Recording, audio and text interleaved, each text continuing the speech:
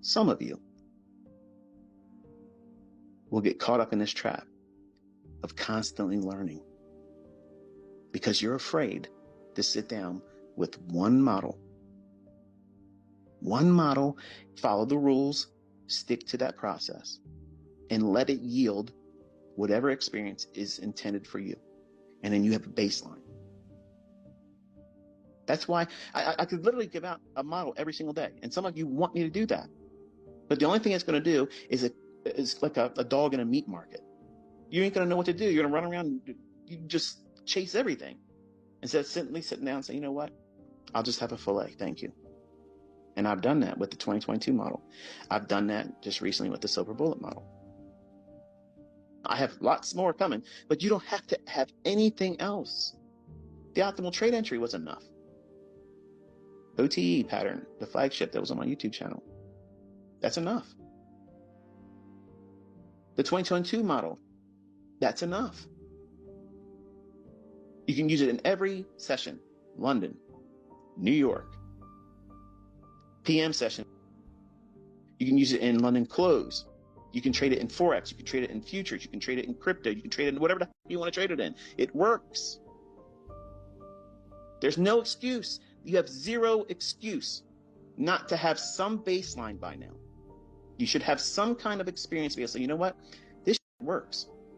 And I have to work on refining it, but I know it works because I've seen it in back testing, looking at where it has done this in the past. I tell you what time to look for these things to form. That way you're not just going around and looking at charts blindly. Go right to these specific times of the day. That's where it's going to form. For those people that go back in their old data and their old charts and they study that, they see it, they don't need me to do 50 examples of that. They don't need to see me do it live 50 times a week. They're sold on the idea. Okay, there's something here. It merits more investigation because I see the evidence of this thing occurring. It's not contrived. It's not conjectured. It's not made up. It's not fabricated. It's really happening every day. And once you see that, you don't need to have anybody else to cheerlead for you. You know, okay, there's something here. I'm going to mine that. So I give you just a few models so that way you go in and you now start working on the skill sets that are required. Not veering off course, hopping from one PD array, one approach, fair value gap, inversion, fair value gap, breakers, market maker models, buy, sell. There's 1,000 things out there that I teach. Every individual one of them is a model. Every single one of them is an individual model. But I give you, this is the best way to learn. I'm allowing you to pick your weapon. I've opened my arsenal doors. So here it is. Look what I have here. Pick your weapon. But nothing changes when it comes to time.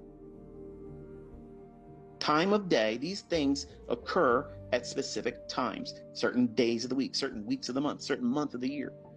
I'm allowing you to bring your personality, your personal influence, because you're the problem and you're the last puzzle piece. See, some of you are sitting around here, you're writing diligent notes, you're doing this, you're doing that, and that's wonderful. But you're all waiting for that last penny to drop. The last ICT puzzle piece. And then it's all going to come together. It's all going to be crystal clear. Once he tells me this one PD, the 81 PD arrays, final last one. That's it. That's it. That's the Holy Grail. No, it's not. If you walked over to your mirror right now, look at yourself real quick. That's the final puzzle piece. And it's always been you. You're the reason why you succeed, and you're the reason why you haven't succeeded yet. And ultimately, you and you alone are the only reason why you're going to fail. That's not me talking down to you. That's me telling you the way it is. That's just the way it is. Are you coming to me for a constant dose of something new, but have done nothing with what I've already given you?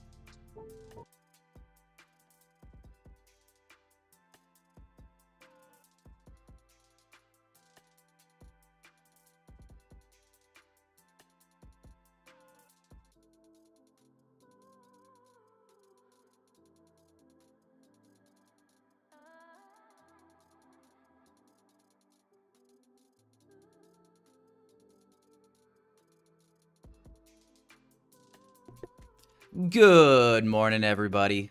Happy Friday, January 31st, 2025. The first month, my bad. Last day of the first month of the year already in the books. Boys and girls, come on. Year's already flying by. Good morning, guys. What's up, man? Co, what's up, Soft Trades? PEJW. R. Inkelstein. Good morning. What's up, Steven? Good morning, Sasha. Good morning, guys. Like the stream on your way in if you'd be ever so kind. Kick your shoes off, stay a while, grab your coffee, get comfy, and let's dive into some charts, shall we? Answering the poll, what your guys' bias is today. Are you bullish? Are you bearish? Are you neutral? Good morning, Keith.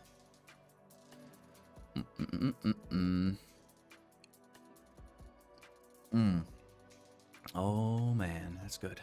Alrighty, guys. So, let's start here, shall we? First and foremost, news today. Employment Cost Index, Core PCE Price Index came out already. Pre-market an hour ago.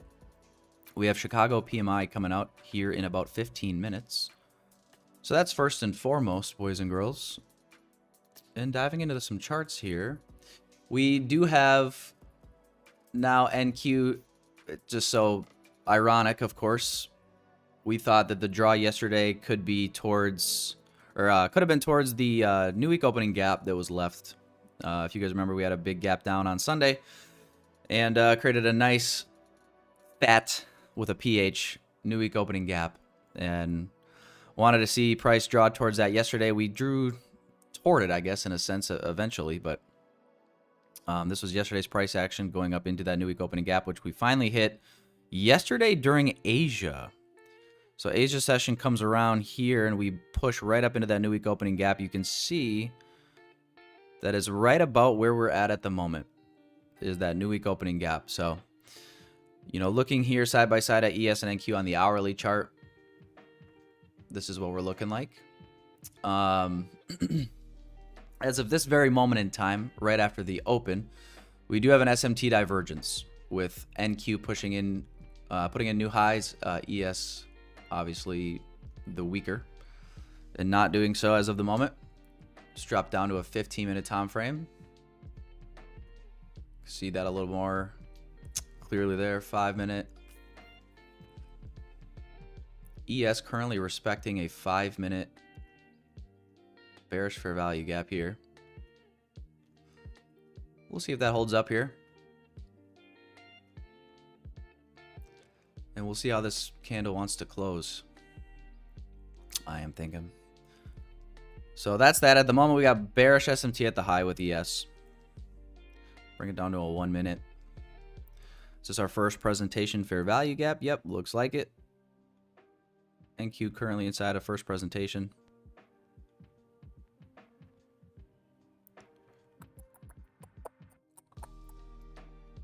Bada bing, bada boom. Look at the poll. You guys, looks like most of you guys are bearish today. Yeah, I like this SMT that we put in up here at the highs. Let's see if we can one, respect order flow here on ES, which we are for the moment. Wicking that 5-minute bearish fair value gap. And we'll see if NQ can flip these imbalances in here, boys, and we might be in business.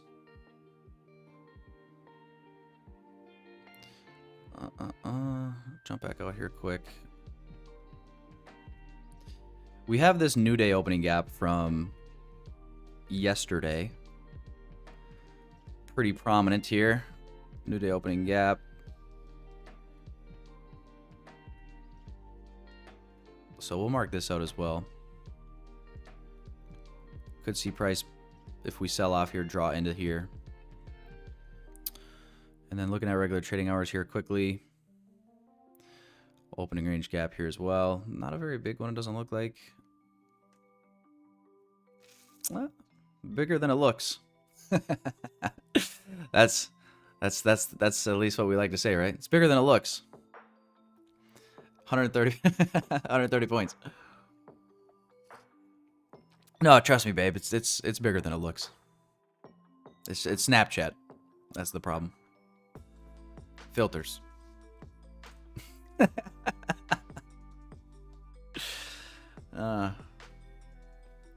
What's up, Hossein? Good morning. Real Jedi, good morning. I think being back in the new week opening gap of ES today doesn't give me much confidence to execute on anything. Yeah, we'll see what today brings. I think this could be clean if we start getting this quick reaction down, which it looks like is already possibly starting to happen, boys. I guess the only thing we'd have to mentally deal with would be the fact that we'd be potentially looking to enter pretty early before the macro, I'd say, right? Especially with Chicago PMI news coming here in like 10 minutes, so we'll see what kind of impact that brings. It's only a medium impact, orange folder, so I don't really see it as a reason to, if there's a really clean setup that makes sense, I guess I don't see it as a reason to, you know, not press the button.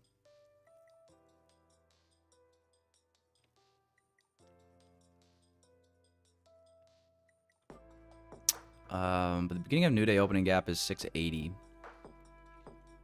21,680. And to me, just like looking at this 15-minute chart, I'm trying to pick, you know, a target that, you know, I guess if you really wanted low-hanging fruit, you'd maybe just look to these internal lows in here, but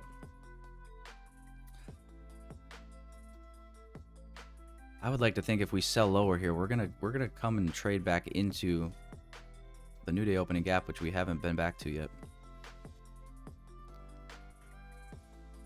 You know? So we got a little minor sell side there.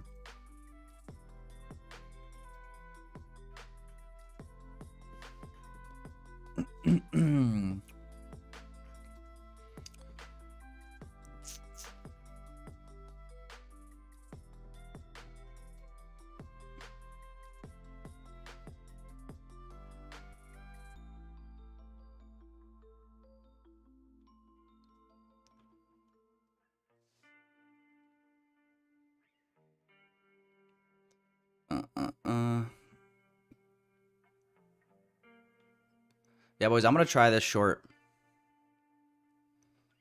I am in. I'm going to stop above the first presentation fair value gap candle high.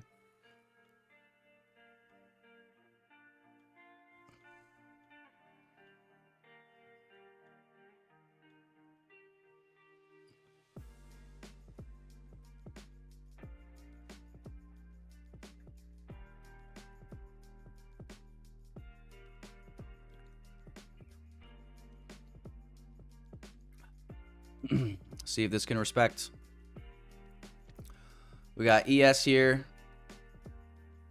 5-minute bearish fair value gap. We got equal lows here on ES.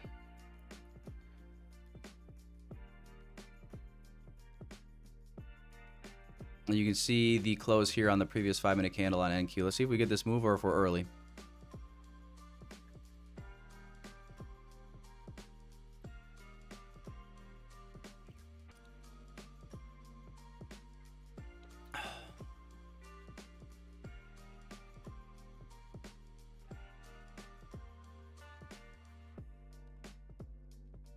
Not risking a whole lot here. Just five micros here. 325 a risk.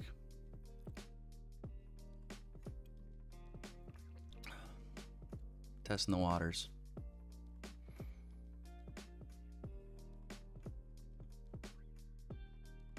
Where did I say that new day opening gap level was? 680. 680 even.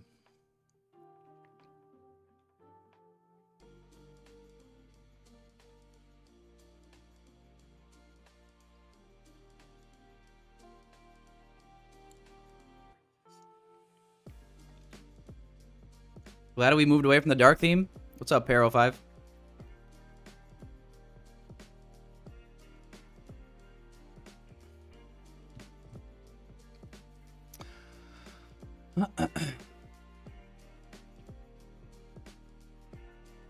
Yeah, I'll be honest. I just saw other people with light screens, and I just missed mine, so I wanted to go back. The dark was just, you know, it was too dark and dreary for me.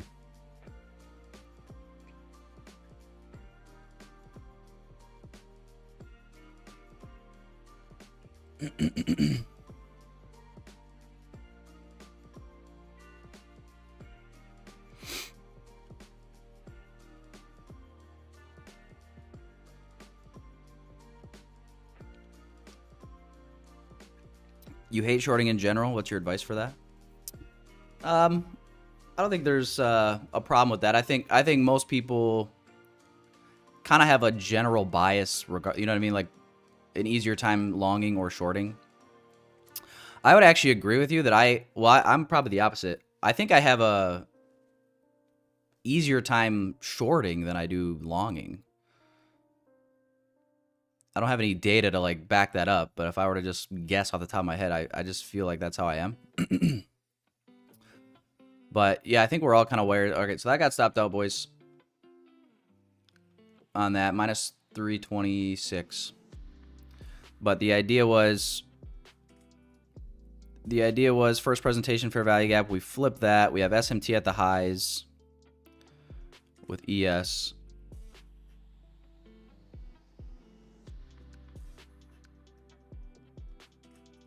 And then wanted to take it down to relative equal lows and new day opening gap. So took a shot there. We were early, which I did mention in terms of like being early in the macro. Before the macro, I should say. So we'll wait here and see how this wants to shake out from here. But no, any advice for that? I would just say with time, like you'll get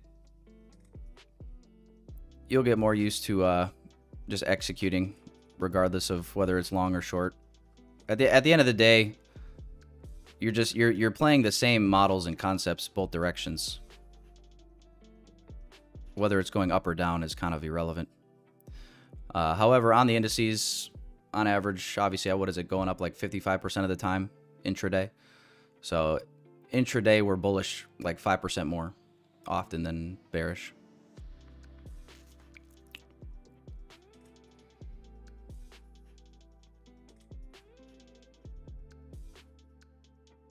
Market is broken. What the hell? I've seen that play too many times. Are you saying that trade should have played out for me?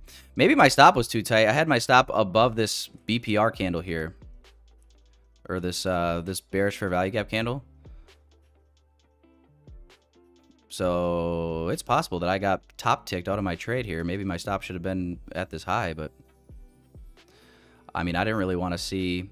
We were moving pretty quick here, so I kind of was hoping to see like this be a swing high and we just dump away. This would be pretty unfortunate to get stopped out right fucking here, and then it sells off without me, wouldn't you say? That'd be enough to make me want to break a monitor. JK LOL.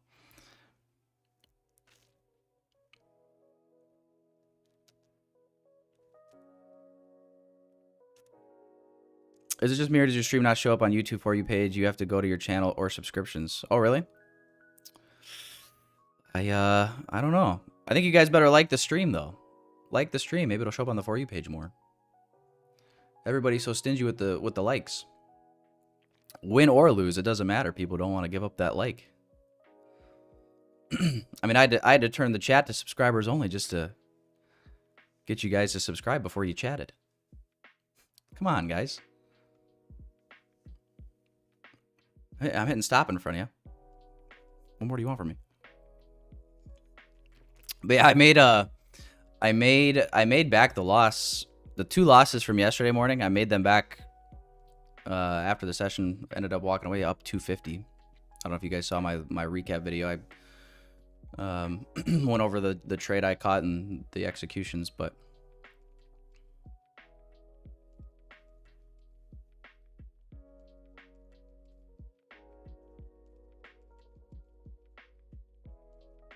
that was not by design, boys. I'd much rather win the trades on stream and lose any trades I take off stream.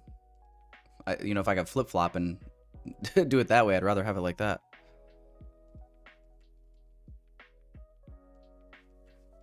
But I genuinely was I mean, it was late in the New York AM session. We'd already streamed for 2 hours. So I'm like, well, we'll just end stream here. And then like 5-10 minutes later, setup formed. I actually took it from my phone while I was outside with the dog. Old Jackson there. Buddy was peeing on a shrub as I was market executing. True story.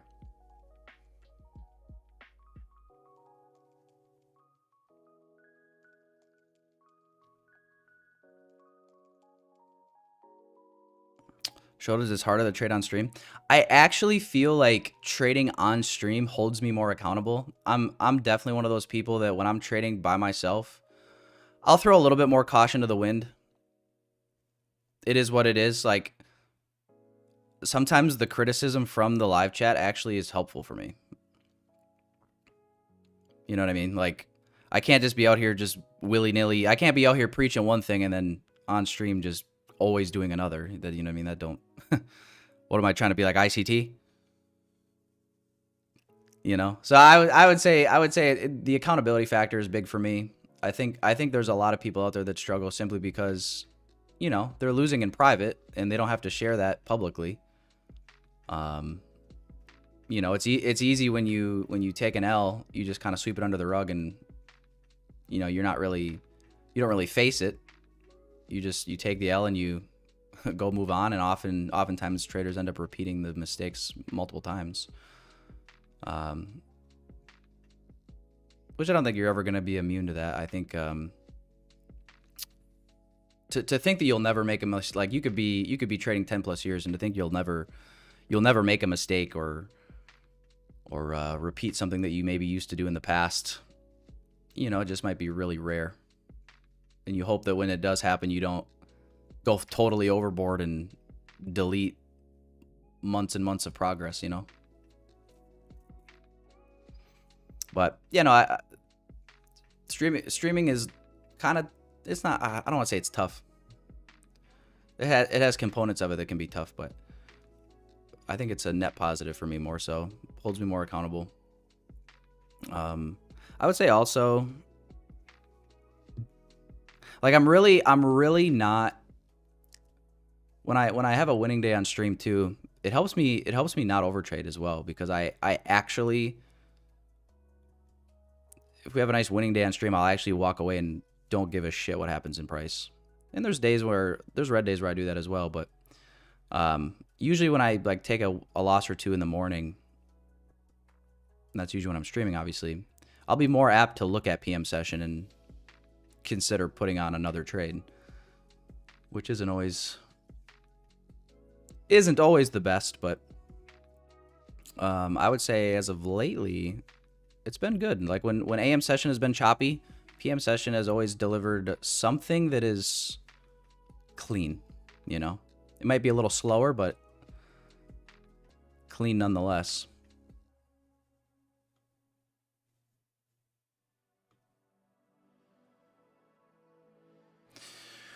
All right, so just watching ES and NQ here. Obviously, ES is still trapped inside that 5-minute bearish for value gap for now. NQ now starting to push up. We formed the first presentation. We basically immediately inversed it. That was where I attempted that little short there.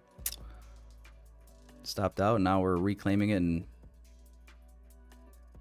about to push through this high into consequent encroachment of the new week opening gap, kids.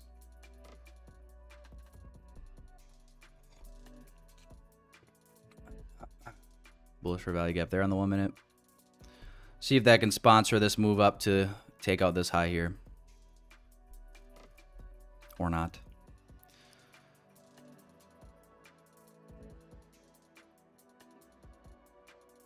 Macro starting here in 10 seconds.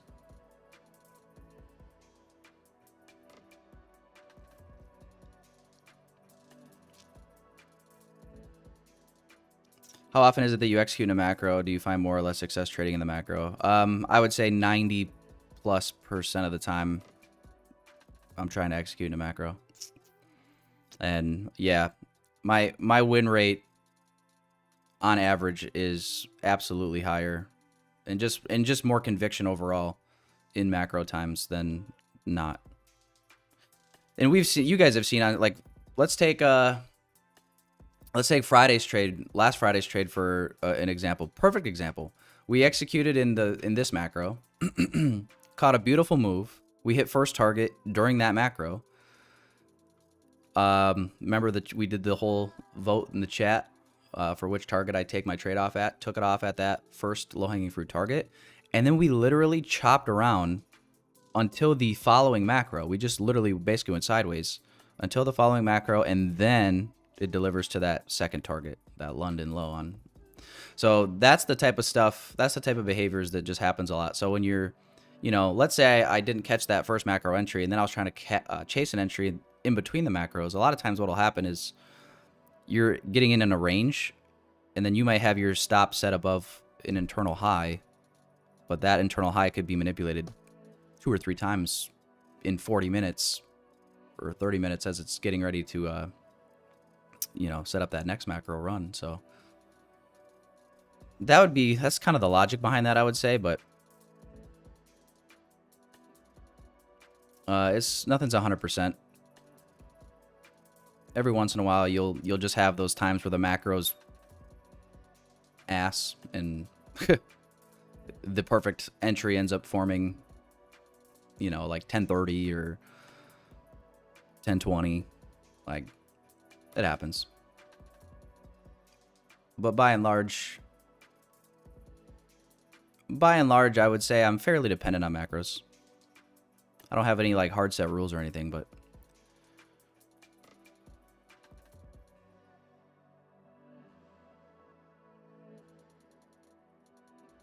what happened to Full Pour Friday? Well, I'm still trying to pass those three combines. This is the same same 3 that I was using last Friday. If you guys remember, I was going to full port last Friday, and I under leveraged my full port. You guys remember that?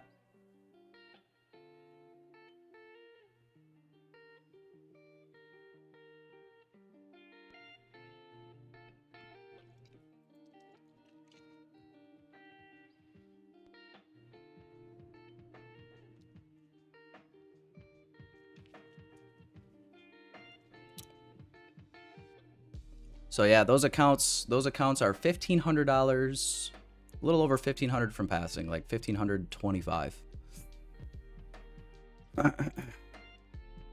I just took a $300 loss on them on that trade.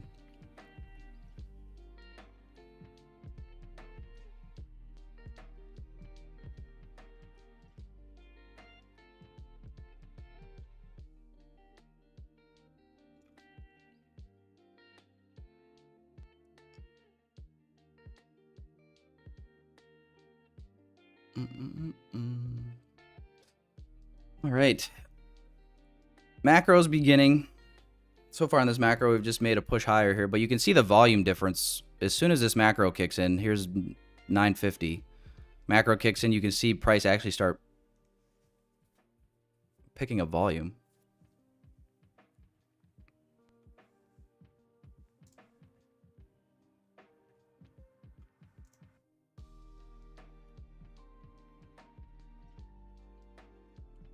Fair value gap that for the moment has created this new high.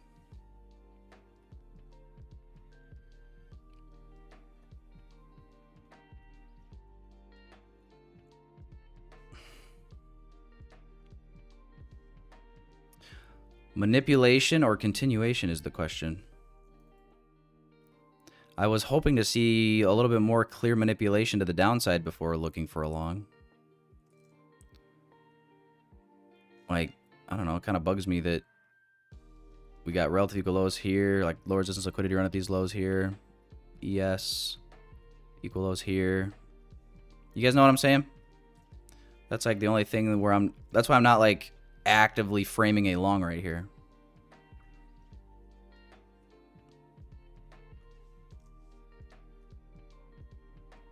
I'm a little thrown off by the lows.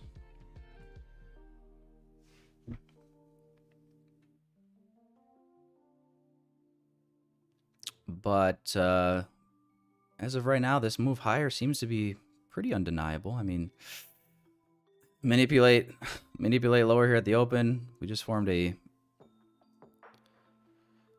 really nice bullish breaker with this unicorn with this fair value gap here that took the high.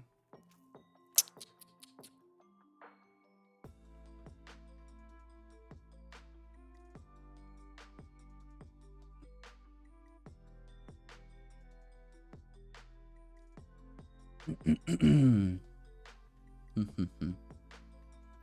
do you guys think? Was this move up manipulation? Or is this a break of structure to keep pushing higher, you think? What are you guys feeling?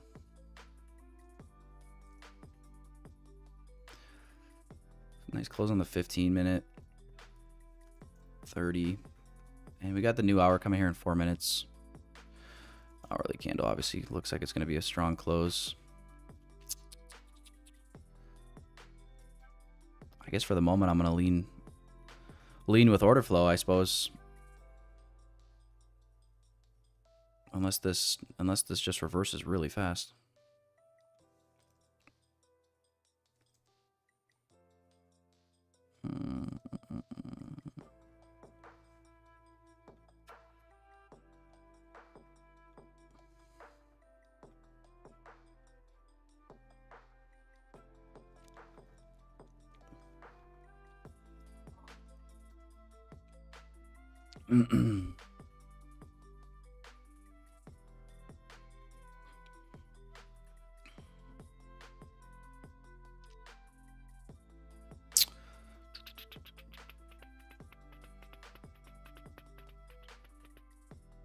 Exactly in the same place. On one hand, manipulation field, line bounce 4 hour, bullish bias. Also, last day of the month. Yes, it is last day of the month. That is true.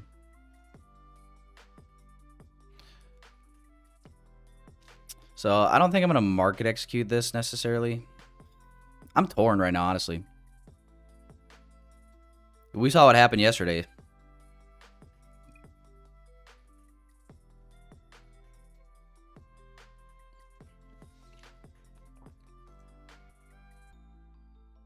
Three-minute gap here.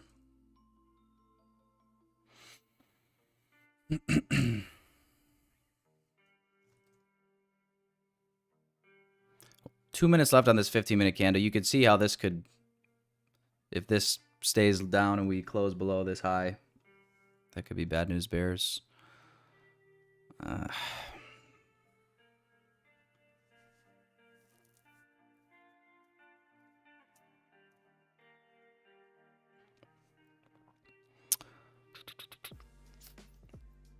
So here's what I'm thinking. I'm thinking if we can put in a swing low right here, I could take a long entry, expecting continuation on this next candle with my stop below this swing low.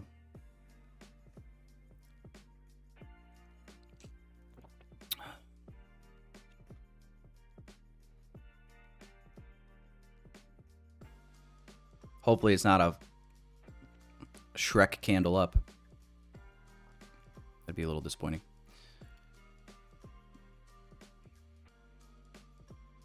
Yeah, depending on where this candle closes, like if it closes down here or like right here, could maybe stretch it out to include this fair value gap candle.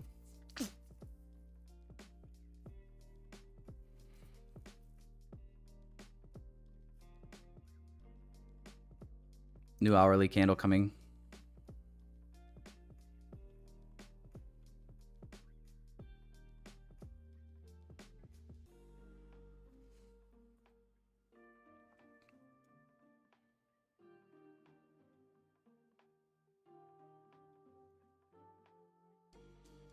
Sheesh.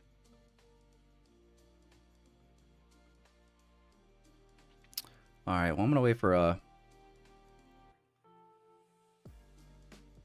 pullback.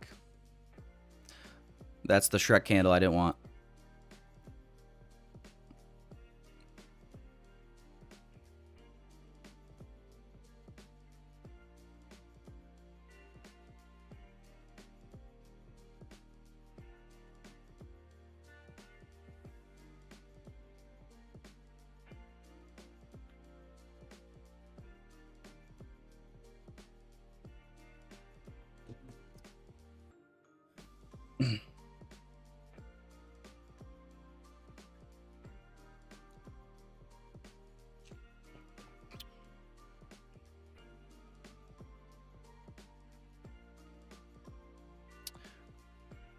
one time I don't fucking impulsively enter.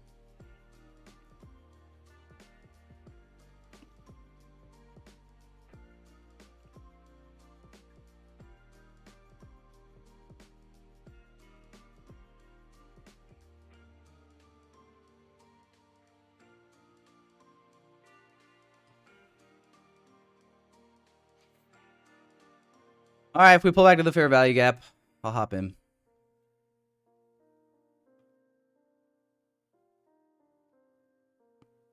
Did anybody snag this entry here, though? I mean, it ended up being absolutely picture perfect.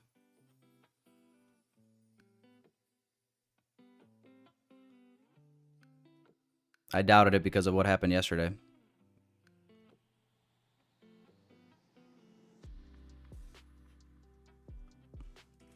Performing like shit right now.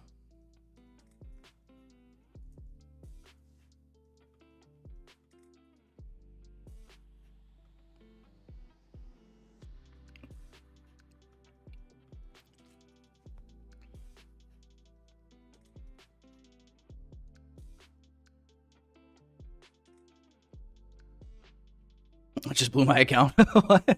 What? The dichotomy of the YouTube live chat. You've got 3K plus 3K 5 times express for Miko. 45 free points for soft trades. Natsu says, just blew my account here. What?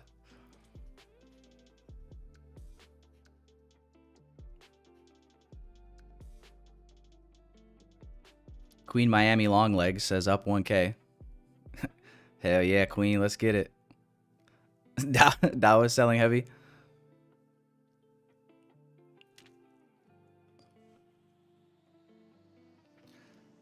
Yeah. ES and NQ going higher. Dow taking a plunge. Well, yeah, shoot. Look at that.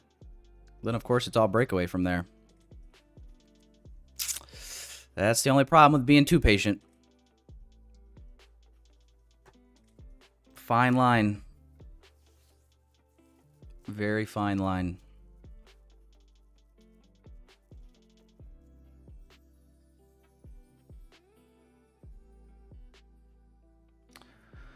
For anybody that did execute, though,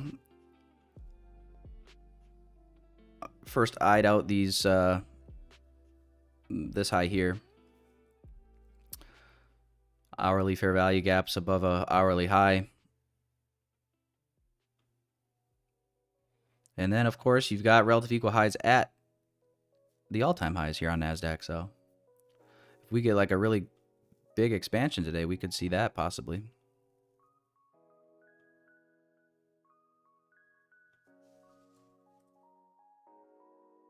Yeah, I mean, just look at that 5 minute. 5 minute wicks all the way down, immediate rebalance, just a kiss of life.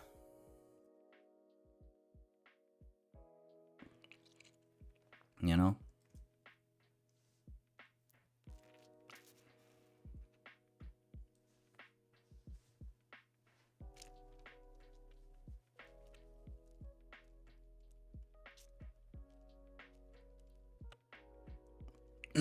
Pretty big green move for 25% tariffs across the board, basically.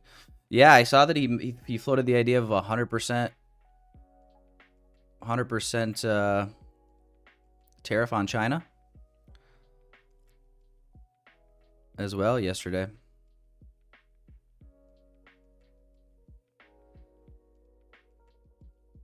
I don't know if I'm biased, but yeah, I'm definitely keen on the idea of us being really bullish for the next 12 to 18 months across all markets, to be honest. There will, without a doubt, there will be a big correction for sure. That's just how market cycles work across the board. So that's why, like me with crypto, actually having a plan this time around for profit taking, not getting stuck in the euphoria. And you could say the same with the stock market. It's just you know, the stock market, for the average individual at least, we're all day traders, so we could be maybe at a little bit more of an advantage, or a little bit more of a, how would you call it, like a, we're used to doing this. We're used to getting in and out, right? But I would say for anybody that, you know, is long-term investing in the stock market, it's like, I'm a big believer in time in the market beats timing the market. You know, so sometimes you can hurt yourself by trying to guess the top and pull all your money out and then try to time it and get back in after a dip or whatever.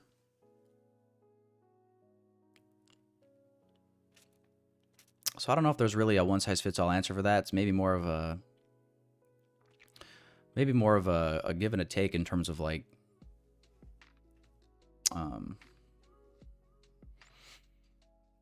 you can find a happy medium, like maybe allocate some profits to hard assets when things are feeling really euphoric, right? Whether that's real estate, whether that's land, right? You can transfer that money into something that's more of a hard asset and make it not liquid, because cash, you could put it in cash too, I guess, but like cash is a position, but the only way you're going to hold cash is if you foresee a bear market incoming, right? But over the long haul, it's like, if you don't plan on getting out of the markets within 10 years plus, it's like, you know, you might not even try to bother with timing the market highs and lows, because it doesn't matter, right? Same with entries. It's like, you could put money into the market. You could put money into the market at all-time high, or around all-time highs currently, and in 10 years' time, you're still going to be right.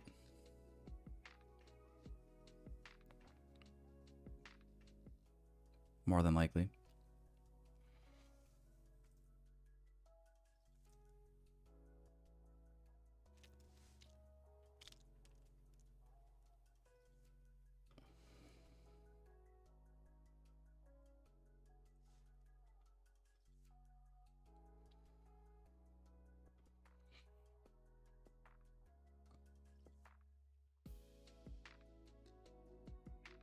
I think I'm still going to try that long here.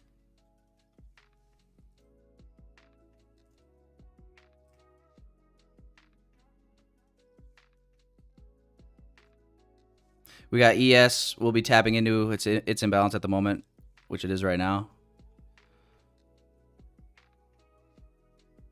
We have not taken out this buy side high yet at 919.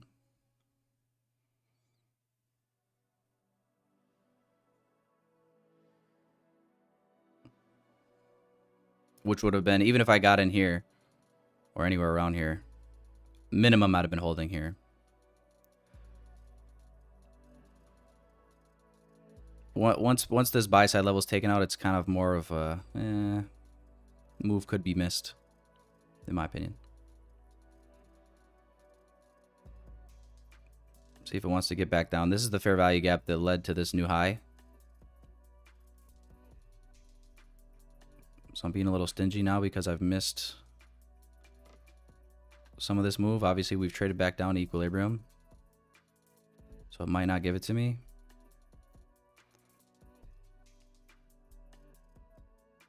I'm trying not to let FOMO make my next decision, you know what I'm saying?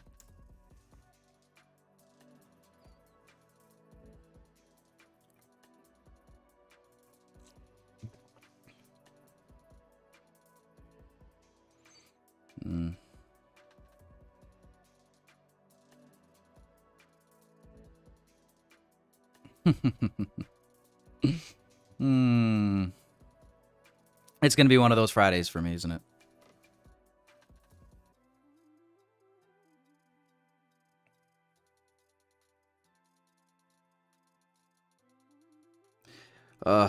Yeah. I think it's gonna be one of those days. So close, but yet so far.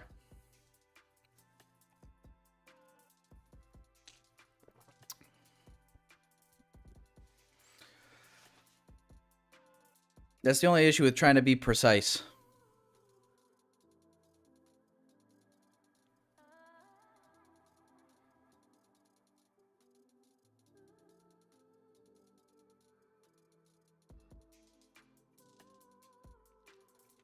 Although I did notice that the poll after this move higher started getting a lot of votes for bullish. I think you guys are a bunch of cappers. Bearish was winning the vote, and all of a sudden we start pushing higher. Everybody starts changing their vote to bullish. Or possibly voting for the first time. I don't know. They're just waiting to see what happened. What's up, Pluto?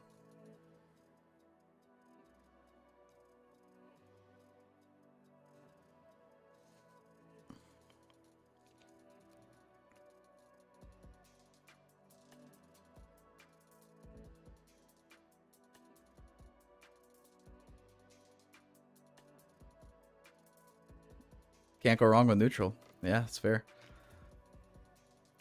That's fair. That's fair.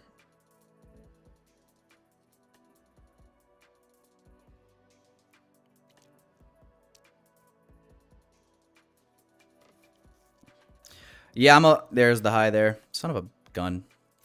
I'm a little disappointed. Obviously, I was trying to I was going back and forth a little bit. I had a little bit of doubt. I wasn't super highly convicted with the way that this all shook out right here towards the top of the hour. You know, this 15-minute candle closure ended up obviously closing really strong in the final minute. But it tapped on the 1 minute. It was tapping this PD array prior to the close of this 15-minute candle. So I was waiting for this, and then as you can see, I mean, by the time the 15-minute candle closed here, where's the 15-minute closure?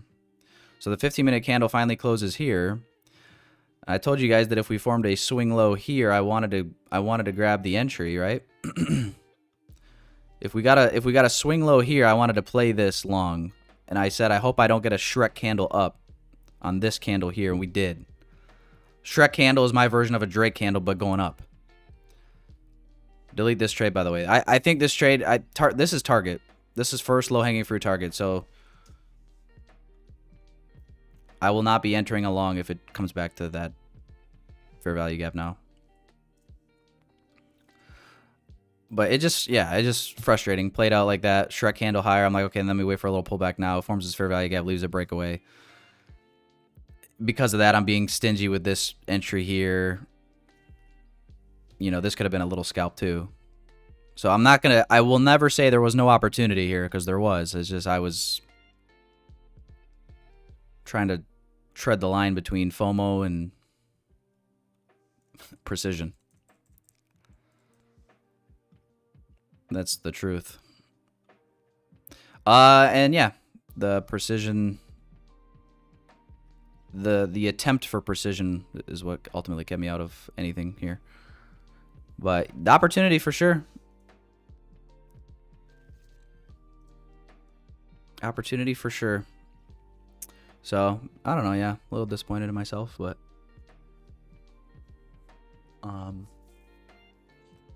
I don't get punished. I don't get punished for taking a trade that I don't feel great about necessarily. So I guess it could be worse. You know what? What's the saying going trading? You'll never hurt yourself by not forcing a trade, but you can definitely hurt yourself by forcing a trade. You know.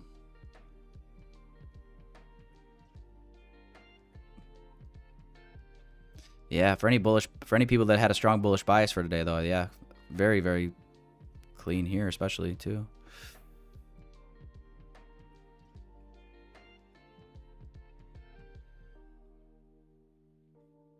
This is probably the most ideal trade for the day. If you took something like this.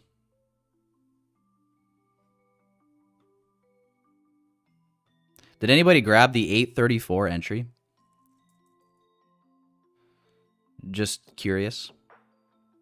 Like, did anybody put a limit here? When we were talking about it? Man.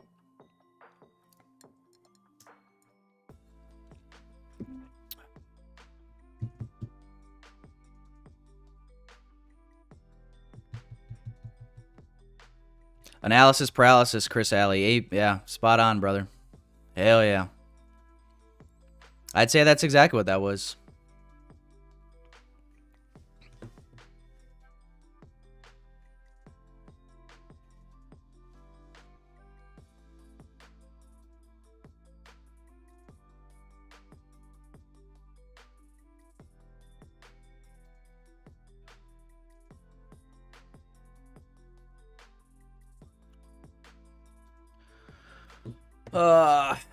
Well, so that was the move of the first macro. Somebody was asking earlier if I take most of my trades in macro or not, and my answer was yes. And you can just see like just the difference in price movement. And it won't be like this every time, but without having the exact statistic recorded via data, just from watching price, trading a while, anybody that's been trading ICT concepts for a while would agree with me that the macro absolutely is significant. And your likelihood for clean price delivery is much higher, which is why we're always referencing them.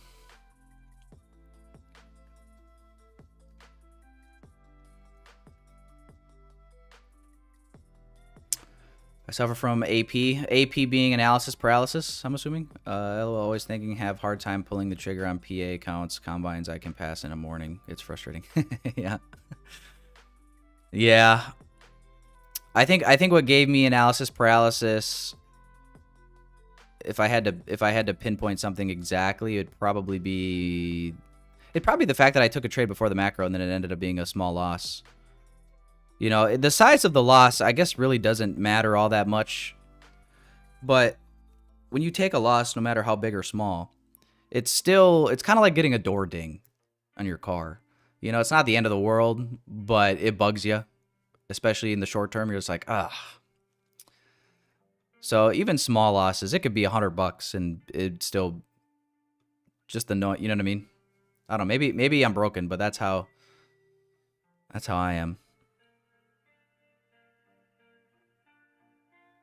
Feels like a door ding. Or yeah, hitting your toe on the bed frame, I guess, maybe too. Did you take one trade? Yes, I took one trade, and then ultimately I wanted to get long after we sponsored a move higher from here, and ultimately just didn't get picked up for my long to this target.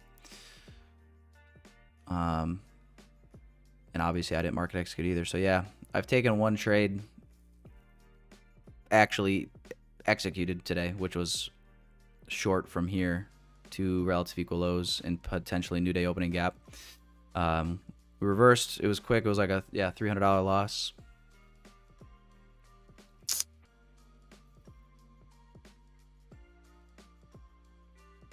And then I got left behind here.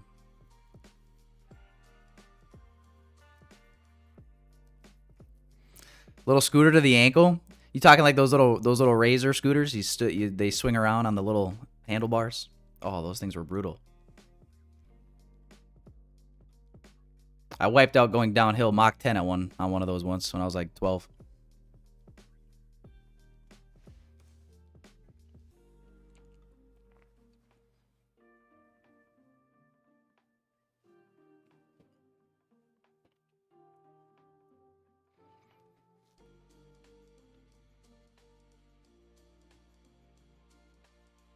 Honestly, I had the same issue. It just implies that you are not sure about your strategy edge. Otherwise, you would execute or not.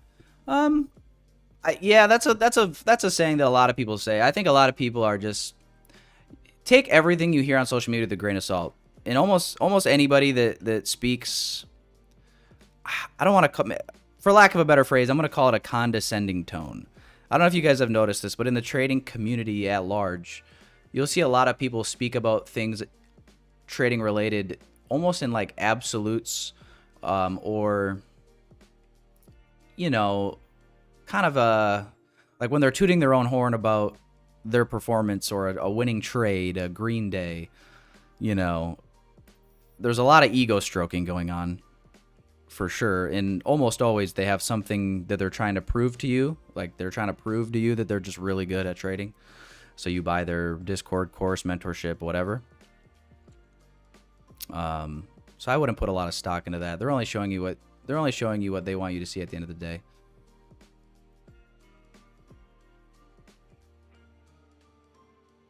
That's the only beautiful part about live streaming. Like there's no, and I'm, you know, live streaming during the session that you trade in most, which is AM session for most people that if they're trading indices, right? So,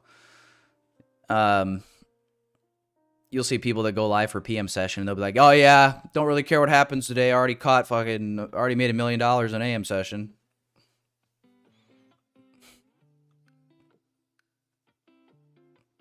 But the beautiful part about live streaming is it's just like, hey, win, lose, or draw, we're saying fuck it and we're doing it live. It is what it is.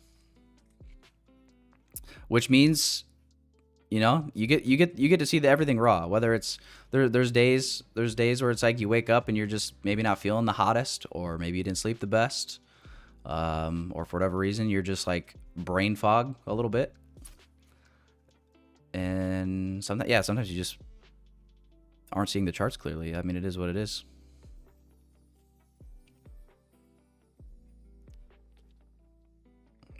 And then the other side is true as well, right?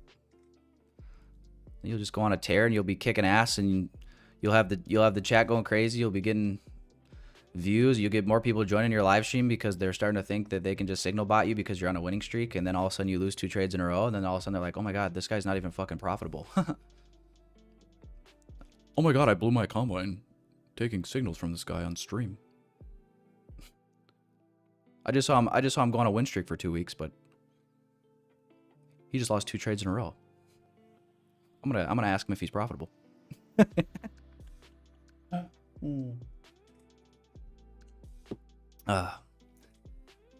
If you have a 50K combine, can you go lower than minus 1,000 in a day? Wait, if you have a 50K combine, can you go lower than minus 1,000 in one day? If you are on Topstep X, you have access to your full margin. If you are on Tradeovate or a different trading platform for your combine, then the max loss, I don't even know what it is for. Yeah, I don't know is it 1,000 for 50Ks on other. For 50Ks, I've only ever used Topstep X.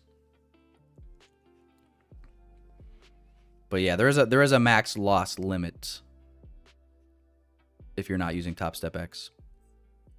1K. Yeah, I know it's 3K for the 150K accounts if you're using like Tradeovate.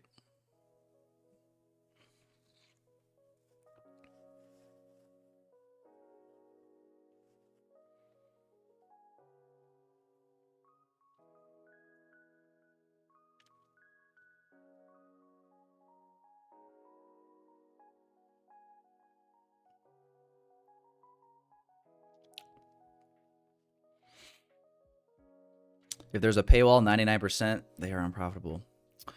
You know, yeah, I mean, it's... Here's a funny thing, too. Like, there's people on the internet that are just, they're gonna find... They've already decided that they don't like you, or they don't like a group of people.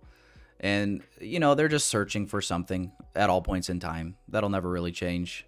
So whether you know, if you have a paywall, Discord mentorship, whatever, you know, they'll say, well, you need to charge people for a service because if you made money trading, you wouldn't do X, Y, you wouldn't sell that thing, right? But then if the same group of people were to not do that, they would find something else to... I don't know if that makes any sense, but yeah, that was one of the reasons that I came to just live streaming for free on YouTube. But also, though, I didn't really care for the obligation of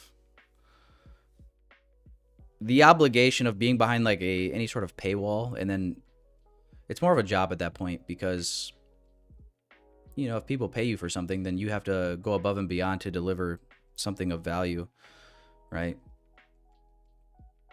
Not just live trading sessions. recaps, reviews, backtesting sessions, education. Like the live streaming like this is just, I mean, it's just pure entertainment.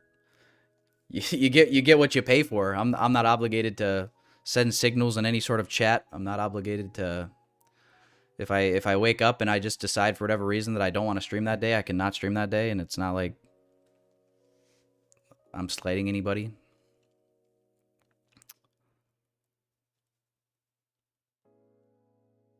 Anthony, how you been, man? Good to see you. Anthony, I'm a little sad today. I got a little left behind here on this move up. I literally was framing it real time, but just didn't pull the trigger. Like an absolute puss.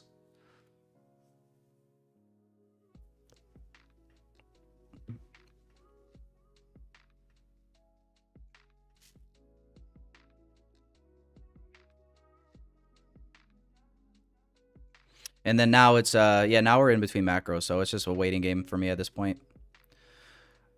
Again, I don't know if the person that asked about macros is still in the chat or not, but it's just look at the difference in behavior. I know it's just one session, and you could say it's cherry picking because it just happened to be the case today, but this is definitely the case 90% of the days of the year, I would say.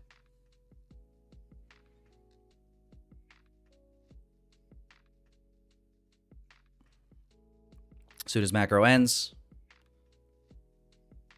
sideways chop.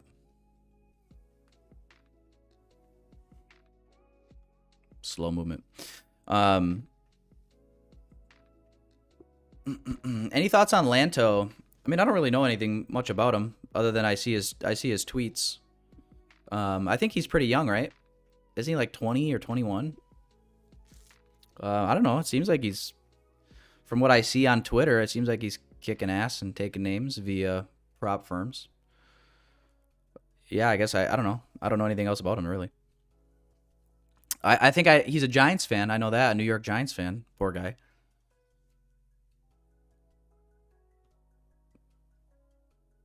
That's about it, though. Topstep does have a daily loss limit if you're not using Topstep X. If you're using Topstep X, there's no daily loss limit. You could blow that thing in one day if you want. But I wouldn't recommend that. I would still have some sort of personal loss limit that you set, whether mentally or physically on the software itself. Probably recommend using the software itself so you don't, you know, disregard your mental stop loss that everybody says that they have, but they really don't.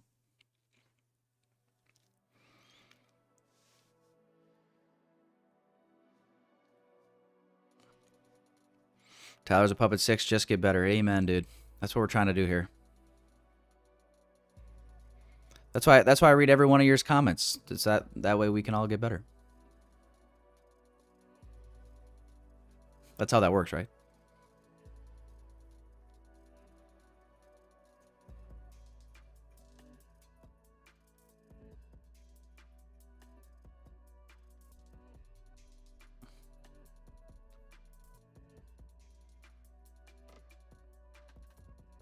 Oh, does he have something to sell? I didn't even know.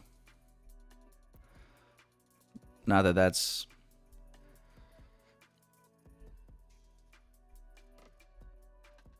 a bad thing necessarily. I do think though that, like,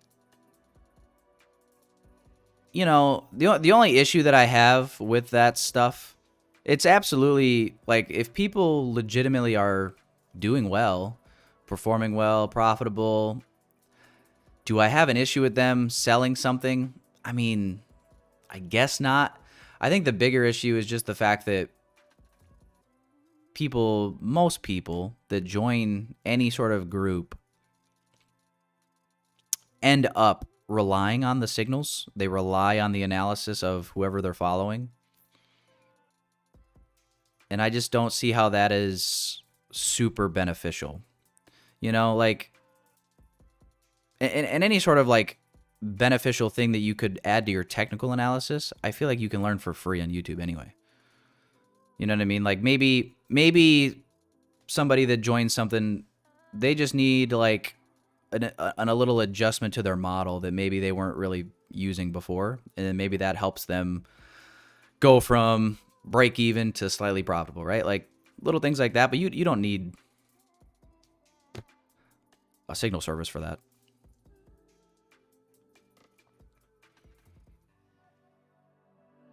I don't know, maybe some people do. Maybe some people don't need to pay for something before they take it serious, but yeah, I just think that it creates a dependency that is kind of taking away from you got to do the mental labor. The mental labor of watching price form, anticipating something to play out. When it plays out the way you're anticipating it to, you execute it and live with the result. But if you're only anticipating someone in a Discord chat saying, "Oh, well, I want to see draws here or here," well, you've already thrown your mental labor out the window. You're now saying, "Oh, okay, I see why he said that." You're always going to say that, by the way. Anybody can go point out a level on a chart and say, "I want to see price draw here." And then what are you going to do? You're going to say, I guess I see what he's seeing. Yeah, okay, I get it. So now you're not even trying to figure out anything for yourself. You're just focused on what that person says that they think the draw will be.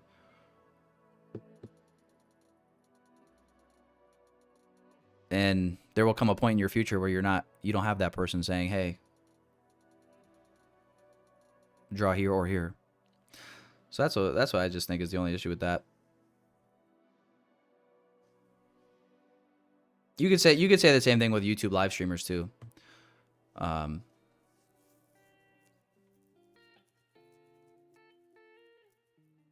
So I guess it goes both ways. But you just hope that people are, smart enough to realize like there really is no shortcuts in trading. And whether you watch a streamer or a private community owner win or lose, it affects your personal results zero.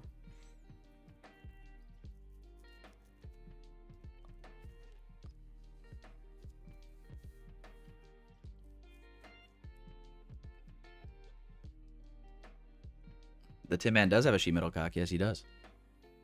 I've seen it.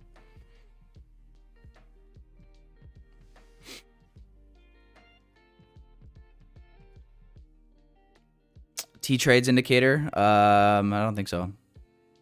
I've seen some people use like, what is it, 2 degrees? They have what's it called, stat map? I don't have it. I think what does it do? It just measures standard deviations, right? Or something along those lines. Or it projects standard deviations based on ranges, I want to say.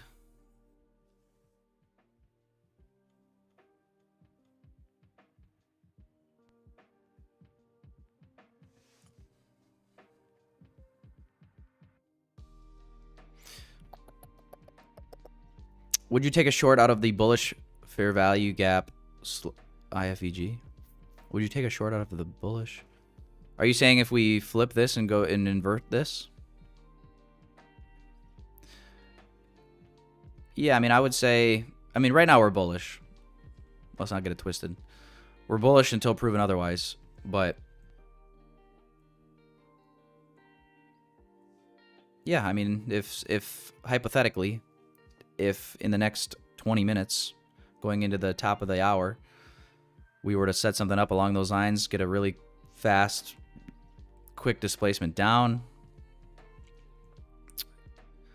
disrespecting bullish PD arrays, forming bearish PD arrays, I think that could justify a short for sure. Especially being that it's Friday, possible TGIF. But as of right now, until that happens, I just think we could see price grind higher.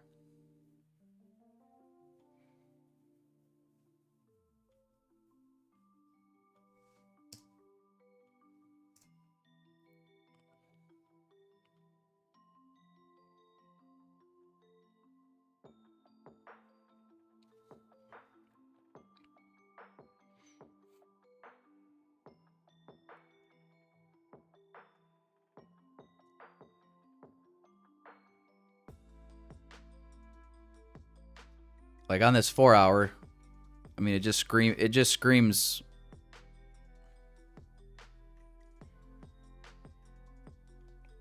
$22,111.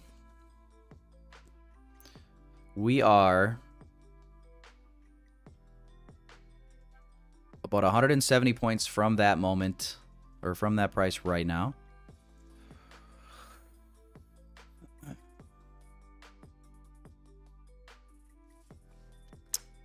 The question is, do you guys think we can get there today? Or do we leave that price level for next week?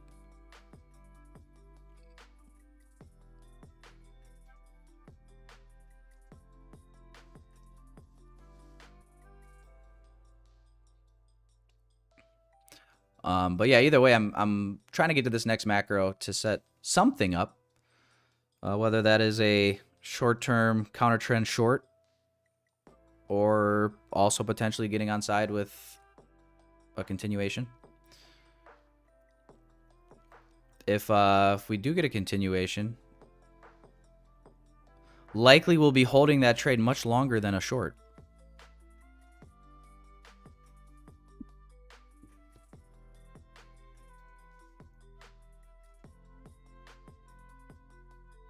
But we are only at 10:37 right now, so I'm just staying patient, waiting.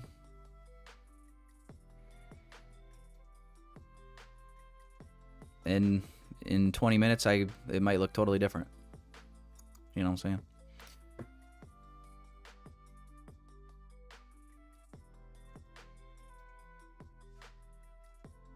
Yeah, look at this price action here. This is... We literally hit the end of the macro here. 10:05, 10:10, 10:15, 10:20, 10:25. This is literally Wick City. Bitcoin's pumping. Sheesh. Let's go.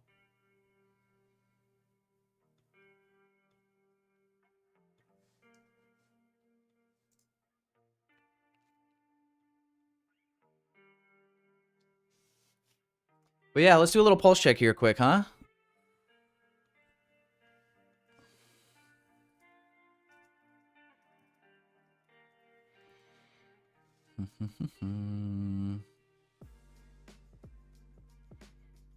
Let me know how you guys have done so far today. Green, red, flat. Coffee's cold.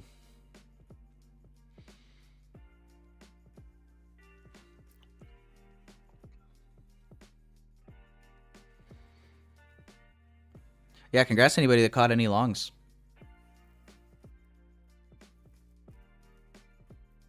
A little bummed out. A little bummed out for myself. I think Chris nailed it on the head for me. I was suffering from analysis paralysis. I think he nailed it. Always wondered in the beginning of my trading career why Forex challenges were way more than futures, and it's still the sole fact that there is no trailing drawdown. Biggest killer for prop traders. Yeah, guys, that's true. I mean, let's not sugarcoat anything. It is nothing short of impressive. I mean, it really is a test of your discipline. You know, it's not. It ain't like just because you see all these social media people posting nothing but success all the time, seemingly. One, they're showing you what they want you to see, but two, I mean, yeah, it's tough to do. There's a reason these prop firms make as much money as they do.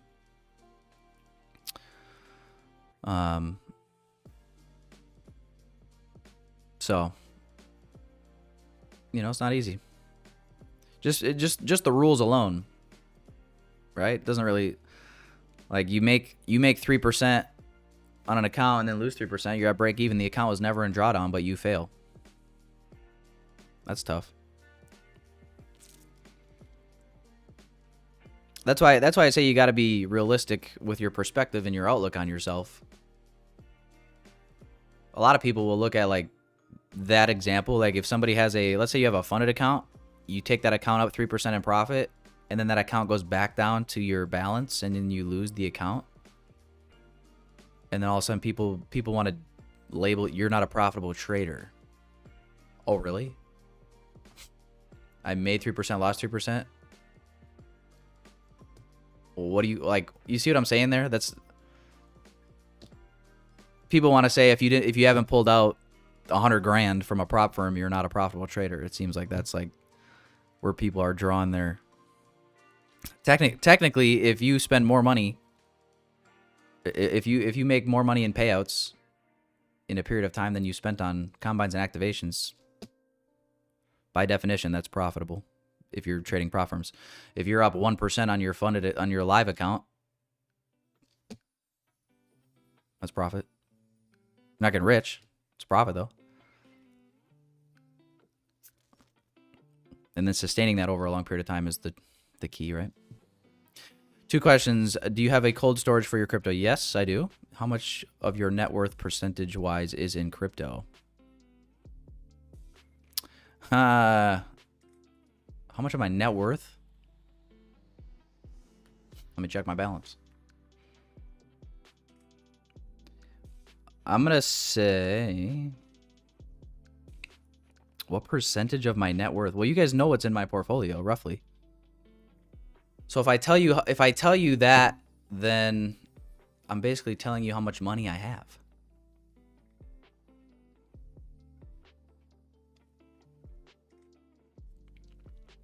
Wouldn't you say?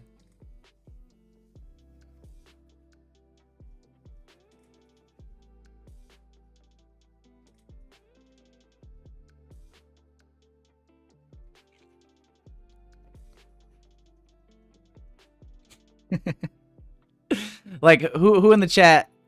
Who in the chat? Also, what's your social?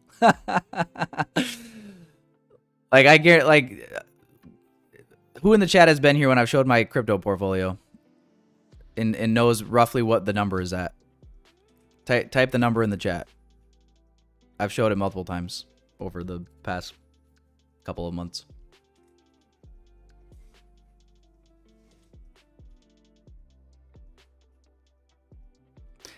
Yeah, I mean it's fine. I don't mind the question, Anthony. I mean money's pretty taboo topic. I find it like I don't get offended by the question.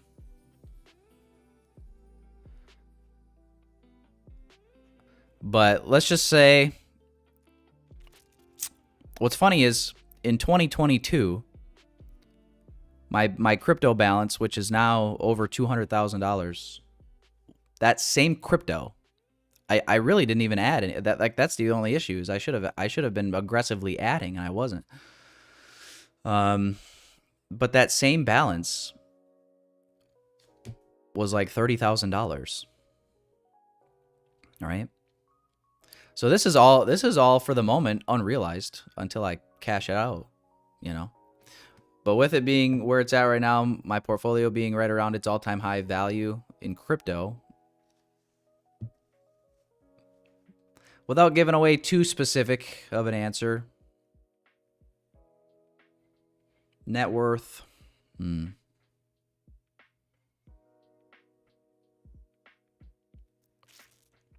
we'll just say it's pretty close to about 50% probably. Until World War III strikes and then this thing goes to nothing.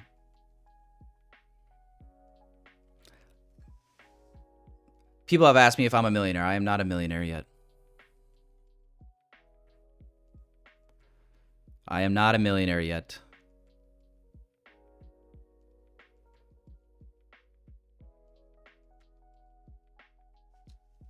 We're working on it. All I need to do is just hit one big fat payout.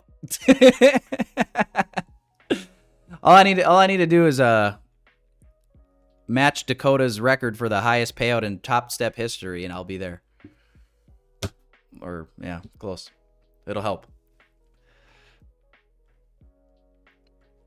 You gonna sit here and yap instead of taking a trade? You finally caught on, Tyler's a Puppet 6. Look at you. You finally caught on. Wow.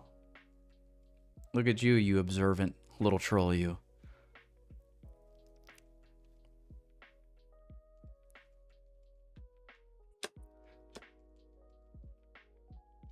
But yeah, it's probably a lot of exposure to crypto, but I'm young, so well, young enough. I probably wouldn't be as exposed to crypto if I was ancient. Unless I was just saying fuck it.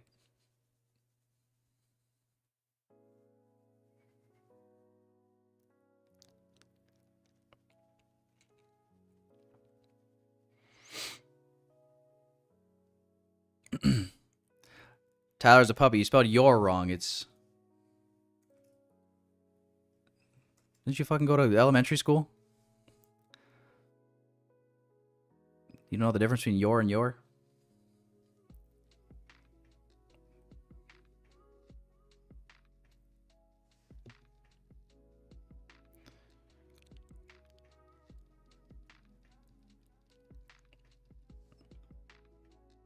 Technically, I've only been trading ICT concepts for like, what, 3 years? Give or take.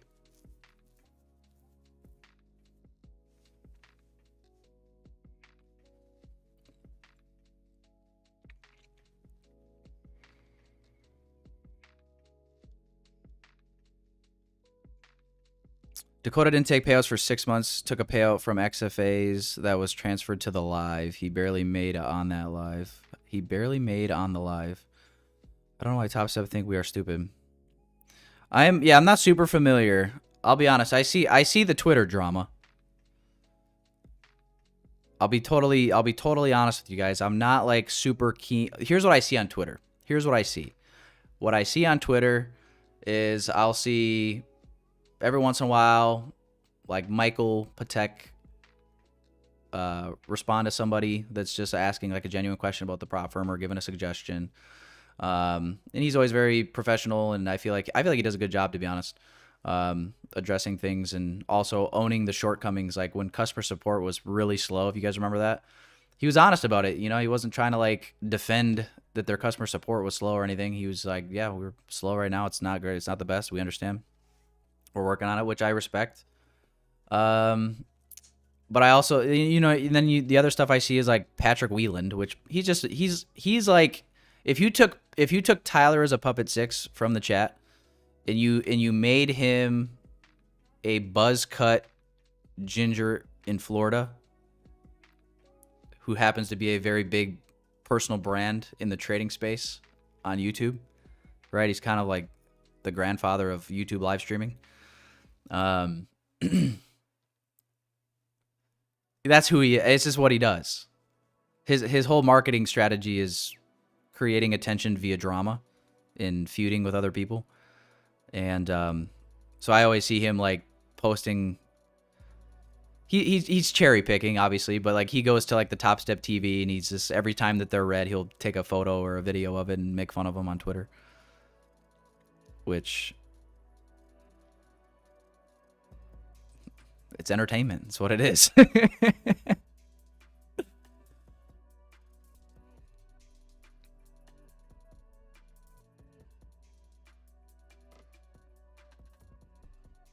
But yeah, I'm not super familiar otherwise, like with any the other stuff, Rita, like what you're mentioning here with Dakota and stuff. Seems like he's kicking ass, though. I don't know. Seems like he's kicking ass and taking names. 227K payout? That's... Sheesh.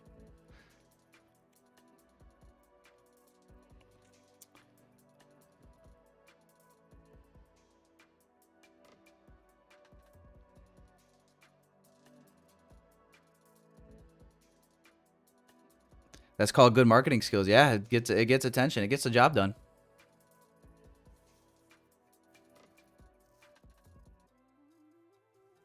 I won't deny that.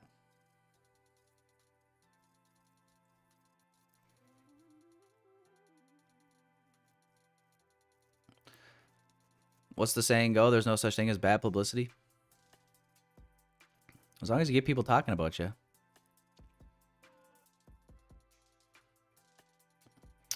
Attention is currency, boys and girls.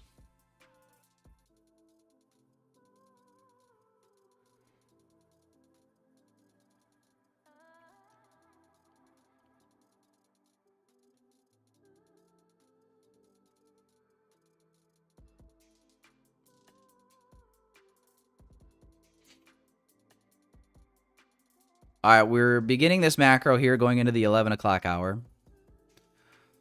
Let's take a step out. Analyze some things. I'm just checking out some things I could be anticipating here. Let me clean this up.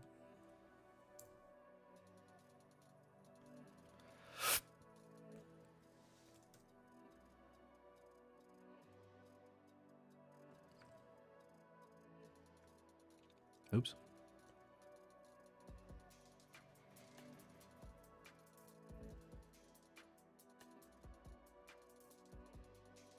Here's what I am. You guys are probably sick of me saying waiting for, but I don't know if I love the idea of like this 5 minute. I don't know if I necessarily love the idea of just like submitting to the idea of like, oh, whatever, dude, we're just gonna long today. It could be a classic buy day where all we do is just long and long and long and long. But honestly, to me, this whole, like, we really haven't manipulated even internal structure at all. Like, low here, low here, low, low. Like, I don't like this. I'd rather just, like, see this.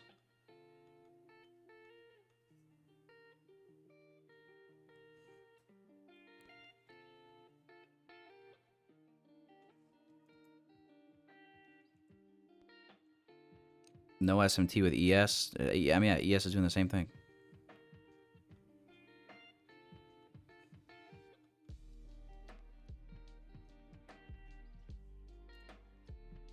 So that's why I'm not like, oh, 5 minute fair value gap respecting here. Let's just long it.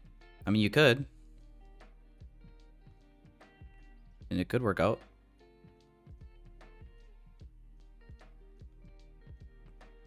But I'm just explaining why I'm not doing that. Because I would just have much more conviction. I would have much more conviction in hopping in, joining the longs if we could manipulate some internal low here first. Does that make sense?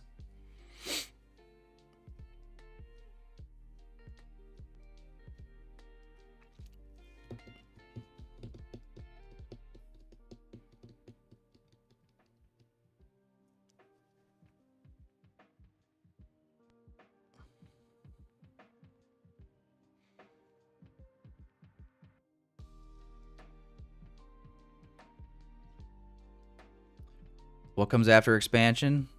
Accumulation. Your mom.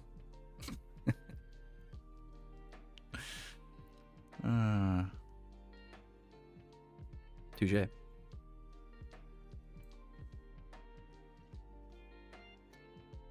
Oh, boys are feeling naughty in the chat today.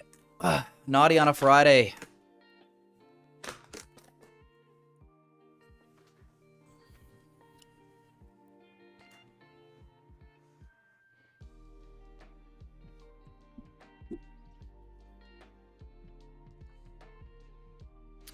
Have you ever thought about incorporating volume into your trading? I used to use volume profile, if that's what you're asking. Nah.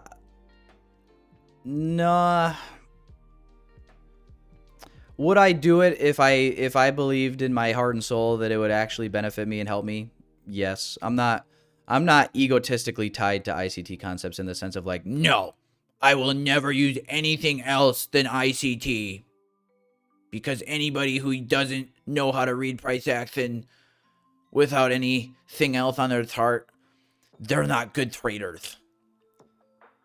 I think that's silly. I think I would like to think anybody that's mature and has a brainstem would say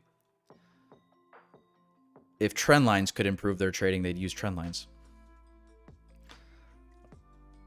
Unless they literally are not here to make money and they're just here to sound smart. I don't know. But yeah, no, I would do it if I actually believed that it would help me. I would do it. I know how to use it. But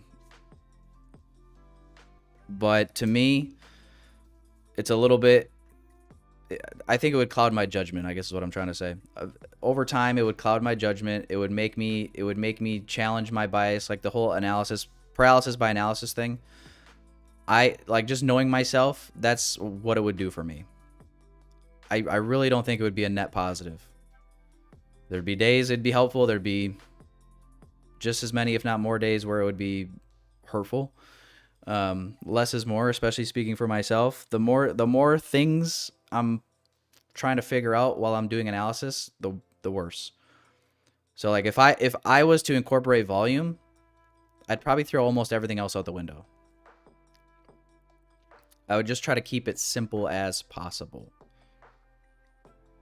That's the only issue with ICT concepts from time to time, is if you put too much stock into everything, every model, every concept, a lot of it's contradicting.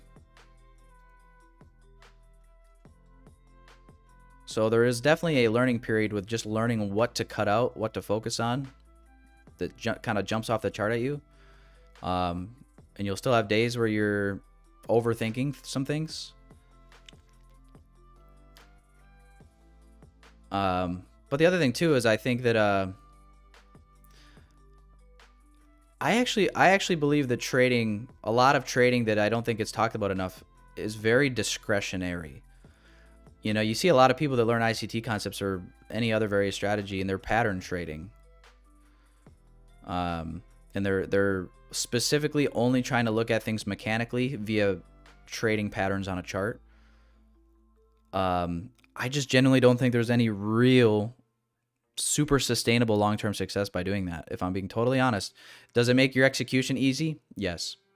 Is everything very defined and you can be more apt to follow that like a robot? Yes, that's why it's called a mechanical strategy. But I genuinely believe, you don't have to agree with me, but I genuinely believe that a large part of being successful in trading, there's a lot of discretion involved that I think only is built through experience. I mean, how many times have you guys tried trading, for example, the 2022 model, but just because you've been trading for a while, you know what I'm saying? You traded 2022 model to start off your ICT trading career, but because you've been trading for a while, you're able to filter out beyond just trading the model.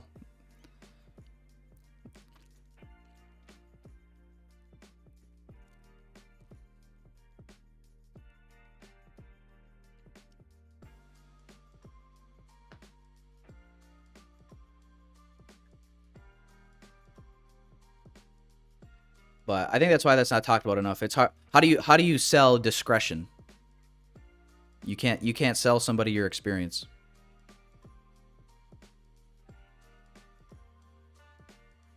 You can only sell mechanical edges, mechanical strategies. You can sell that. You can sell indicators.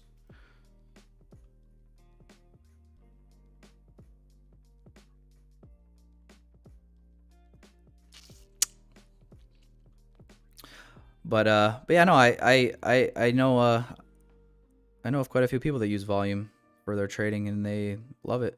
I think the most people that use volume are scalpers though, no?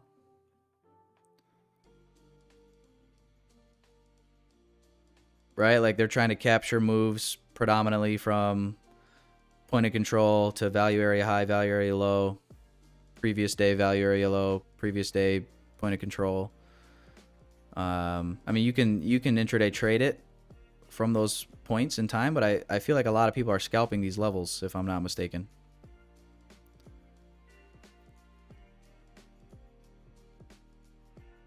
At least that's what I've seen. In terms of like people executing it, I've seen most people just scalp it. And I'm not a swing trader. I'm not a scalper. I'm somewhere in the middle, closer to scalper, but more of a session trader.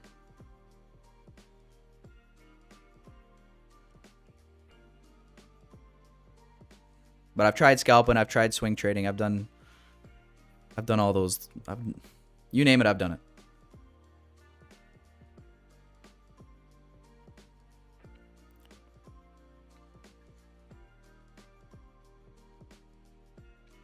In which order do you recommend watching the ICT playlist? I mean, I don't know. I don't really promote. I don't tell people that they need, because I really don't think you need to watch all of his playlists and in their entirety. I really don't. I do think there's a lot of useless rambling in there. But if you got time and you're going to pay attention when he is rambling, there might be some hidden gems in there, psychological gems that could be helpful. If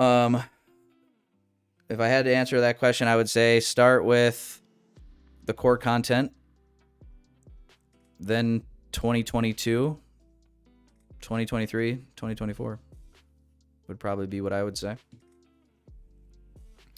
But I would also maybe say you could probably skip most of the reviews, because all those videos where he's reviewing that day's price action, I don't see how reviewing every single one of those is going to be helpful for you when it's reviewing price that is not the same. Like, you're sitting here trading in January and you're gonna watch him review price from April price action from 2 years ago. How does that help you?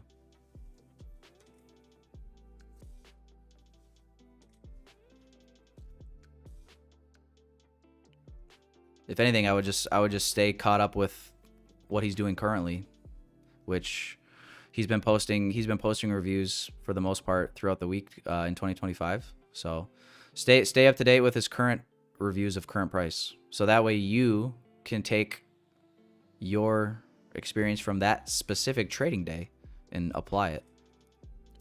Right? Because you might have something that you saw in price that day, and then maybe puts out a video explaining something that clicks with you, and you go, oh yeah, that's right, I remember that from today. Right? It'll resonate with you, and you'll learn a little bit more effectively, I would say. But I mean, if you got time and you want to watch every single second of ICT videos, go for it.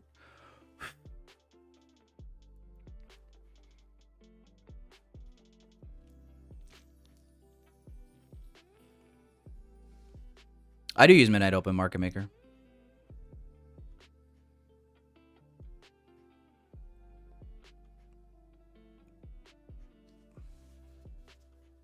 I do use Midnight Open. That was actually part of the reason I was looking for a short early in the session. Early in the session was looking for that short. We had this bearish SMT with ES here at open. Price worked up higher. We had a pretty weak close on the 5-minute. We wicked these highs and closed back in the range. And then we inversed the first presentation fair value gap. We were above New York Midnight. So we inversed here, pulled back into this BPR. I took a short on this wick. Stop above this candle high. And yeah, I was taking it. You can see sell side. First sell side liquidity level is right below New York Midnight here. And then new day opening gap was going to be my target. But yeah, once we traded below these lows here, I was going to remove risk and just let it ride. But yeah, generally the idea for power of 3, right? Accumulation, manipulation, distribution is, longing below Midnight Open, New York Open, and when you're bearish, shorting above New York Midnight, New York Open, which we were doing here, right? We were above 8:30 open, we were above 9:30 open, we were above New York Midnight. We hadn't manipulated the lows, we had relative equal lows, we had an untraded to New day opening gap. So the way that I was viewing this initially to start, I mean, you could like literally scrunch this whole thing up. Look at this. You can see the logic. It's easy when you see what price did. You can say, "Oh, what a stupid idea to short." How stupid that was. Can't believe you went short there. Look how high we went. But like, if you ignore all the price to the left, and you're looking at this as one giant accumulation, right? Going into New York session.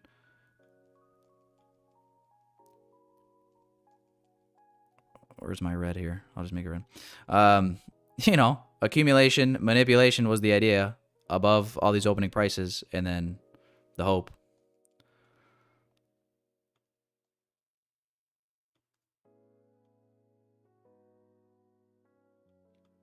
The hope was something like that.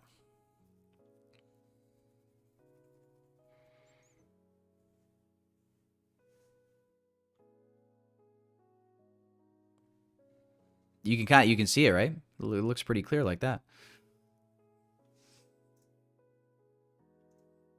But higher time frame market maker buy model. We're just consistently putting in. I mean, we're generating liquidity for a later date.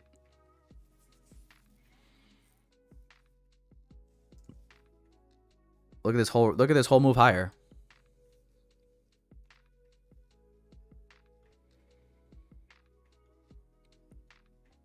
Low, low, low, low, low. All of them left. Today, no different. I mean, just look at that. Somebody come look at this.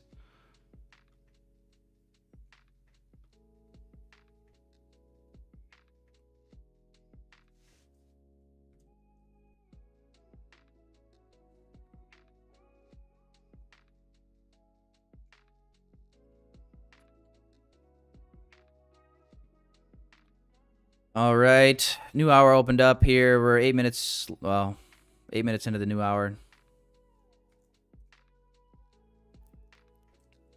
No, I'm not gonna short. I'd like to see a retracement. Don't get it twisted. But am I gonna put a trade on it right now for it? Nah.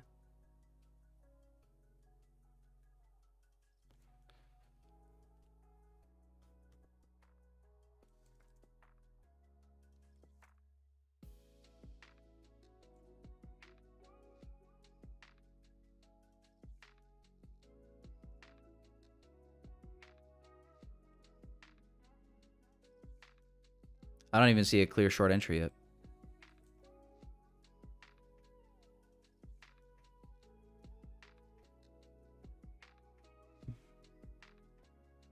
I would think if you were trying to short, if you were waiting for a short right now, you'd be focused on this fair value gap.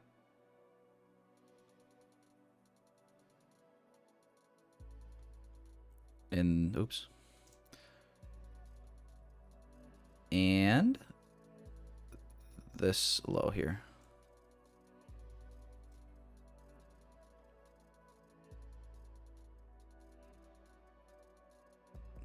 What you'd want to see is a change in the state of delivery, close below this low.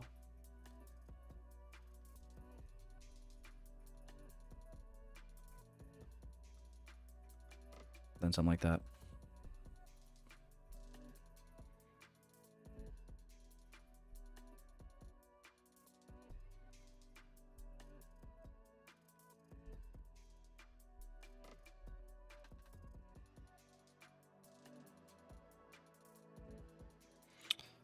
But yeah, no, until then, I don't know, just let it grind higher, man.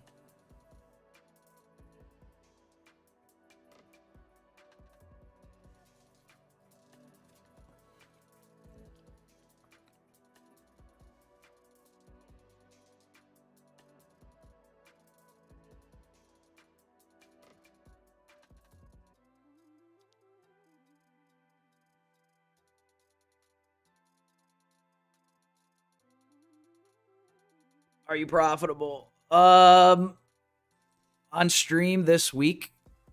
Technically, no, not on stream this week. I lost 2 trades yesterday on stream. After stream, made it back with $250 profit. Today on stream, I took a $300 loss and then hesitated my long entry and didn't catch any of this move higher. So I'm down $300 for the day right now.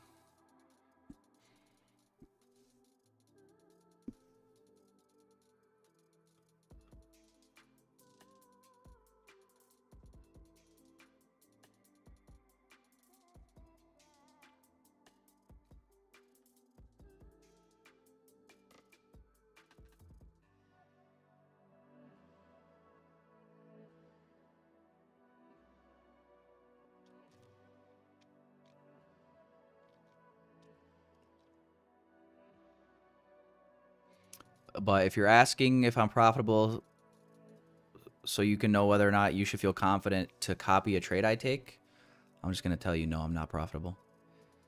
Because you shouldn't copy anything I take.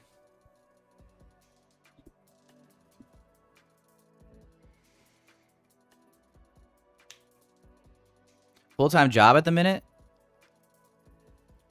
I mean, I don't have a job, I guess, but it's not my primary, it's not my biggest income. If that's what you're asking.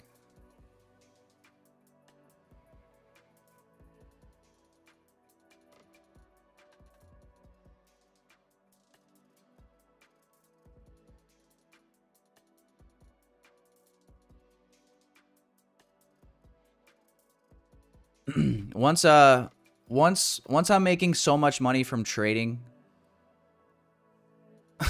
once I'm making so much money from trading that I can literally retire, disappear, and go live in the woods somewhere with Starlink internet, you'll know because you won't see me.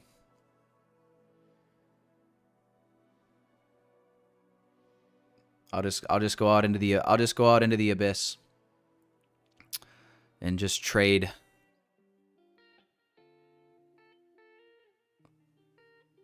For fun. I don't know. Streaming is kind of fun though. I enjoy it.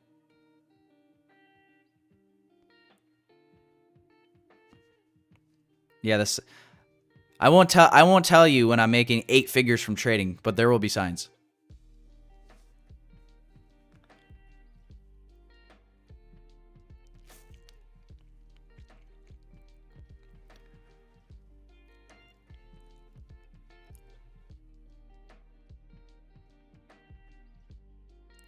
I didn't pay anything for my outro song, Tyler's a Puppet 6. I used an AI website to generate it.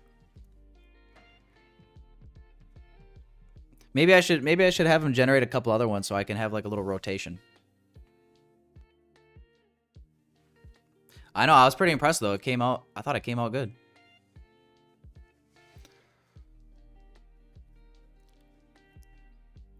I stole the idea from TBM.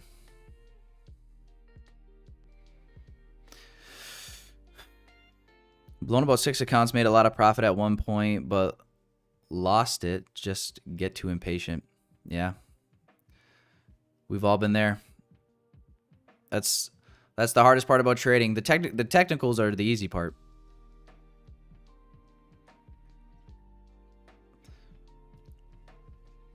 That's why just learning from people, learning technical analysis from people who are buying a mentorship or a course, that's only half the battle, if that. Yeah, probably not even that much. Learning a technical strategy is really just the tip of the iceberg. It's the 6 inches between your ears that brings a strategy to profitability or not.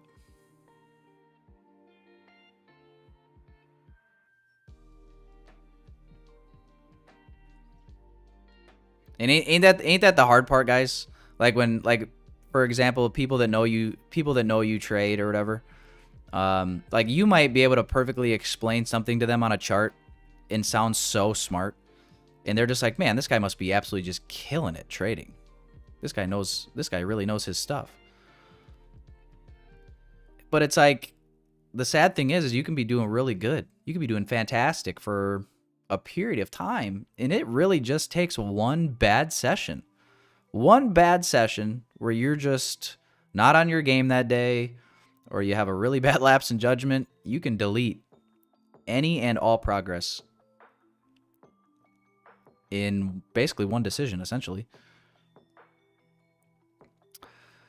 And that's what makes trading difficult. It's not because somebody got the bias wrong one day and it went up instead of down. Like that's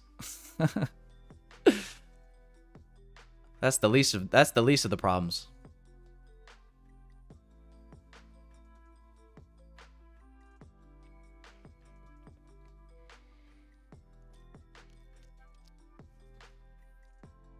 But it forges you. If you didn't learn those lessons, I mean, some people are still trying to learn them, I guess, but that's why it's like when people ask me, should I start trading, I just tell them no, because it ain't what you think it is.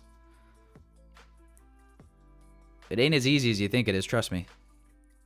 I just tell them no, because if they want to do it bad enough, they'll do it anyway, and then they'll see for themselves and figure it out. But otherwise, yeah, no.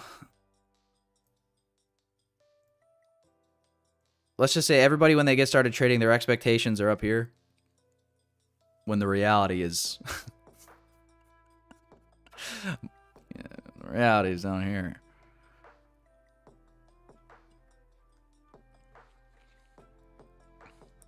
And then they get depressed, and then their expectations are below reality. The real truth is always somewhere in the middle. It's never as bad as you think it is. It's also never as good as you think it is.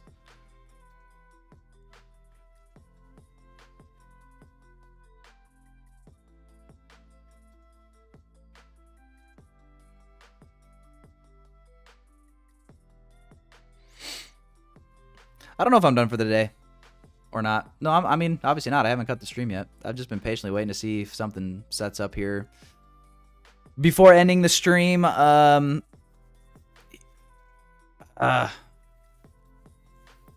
main question before anybody is done for the week, at least the way that I like to think about it, the $1 million question is, it's Friday, so has the objective for the week been met? Yes or no? If you think the answer is yes, you're done.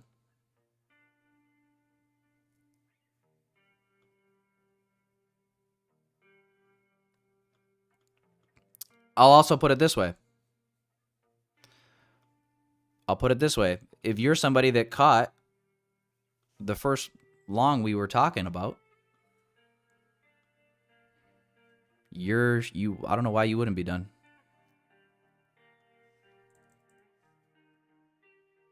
Anything here. I don't know why you wouldn't be done if you caught any of this. And you're happy with you should be happy with the profits, I would think.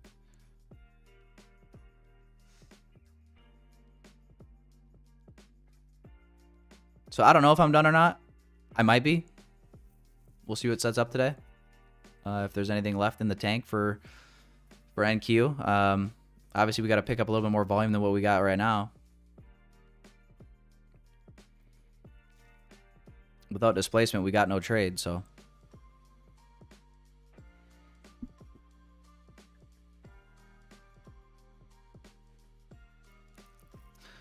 You're going to start your English job soon, Anthony?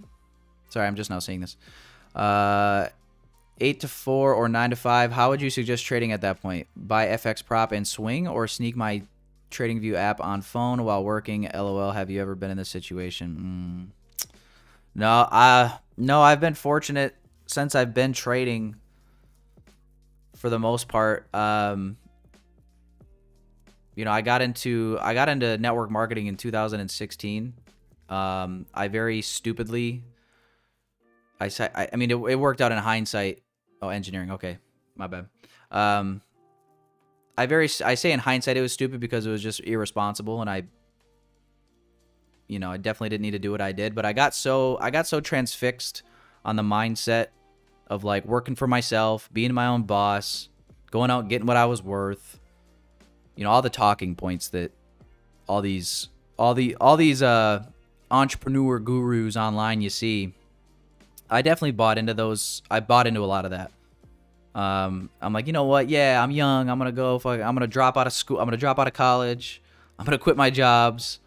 I'm gonna go all in with this entrepreneur thing, and it paid off. You know, it paid off, but it put me in some rough spots starting off where I just didn't have, because my income wasn't stable, right? I was always dependent on making more sales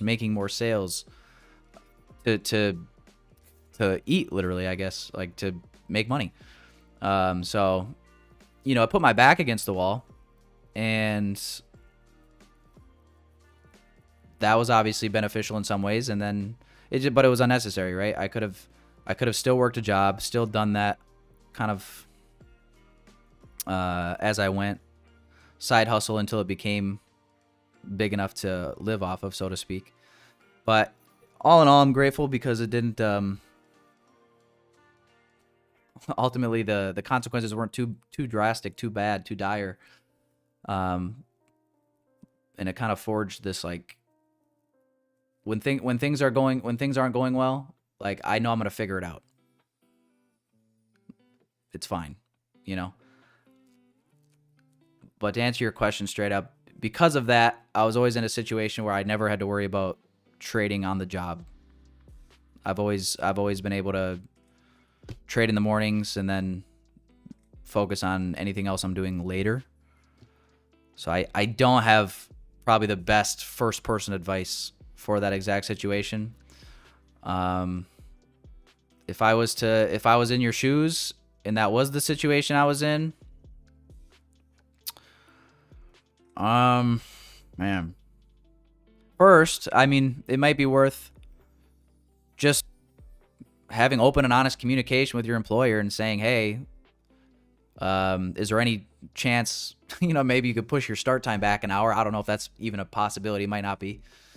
And if it isn't, yeah, you might have to get creative. I mean, I would still try to lean towards the futures prop over the Forex prop. Especially if you're talking about swing trading, it's like you got to change everything about your trading style if you're going to do that. So I wouldn't think that's ideal. It could be done, but definitely would try to, you know, there's always a solution. I'm a big believer in that. Even there's always a solution for every problem. So, I would try to get creative and try to figure that out. Right? You might have to limit your trading. You might not be able to sit here for 2 macros worth of time. Maybe you get maybe your trading window looks like from opening bell to 10:15, or maybe it looks like 9:45 to 10:15, 30 minutes, right? Where you lock into that specific macro where your model, you're hoping, you're expecting to see your model most likely appear in that time. And if you don't get it in that time, great. It might be a great blessing in disguise. You're not on charts more than you need to be. That's I'd say.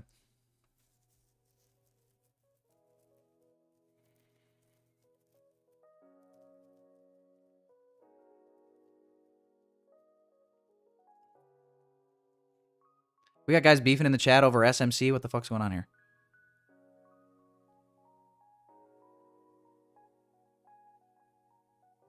I know Tyler about to buy at 12:45 p.m. Calling it right now. Dude, that'd be sick.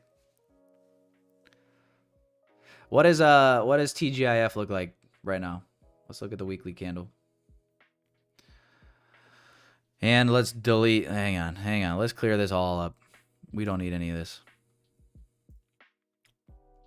Oh my god, look at this weekly candle. Huh. Wow. That's actually fucking disgusting.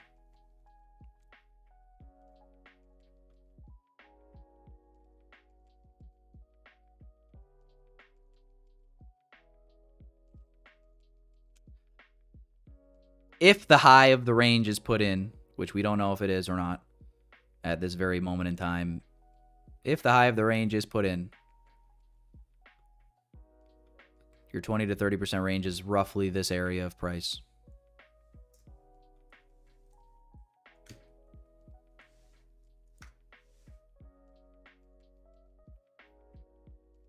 which ironically is all the way down by New York midnight.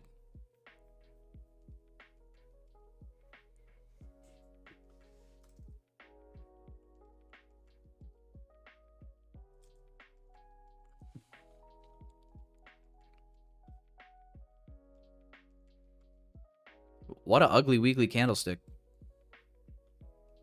Giant wick down. Flipped all the way back. Closed. You guys remember how much we dipped and gapped down when we opened Sunday? That was insane. And then we sold off. Like all in all, it was like 1,000 points, wasn't it? Look at, bro. No wonder this candle looks like shit. 1,000 points from Sunday to Monday. All week long, just a slow, steady grind higher. Back to retrace that whole move.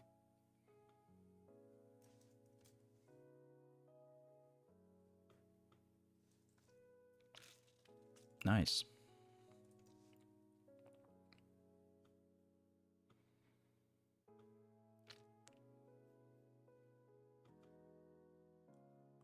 We did get a 1 minute change in the state of delivery now. Here's the low that sponsored a new high. So, a 1 minute change in state.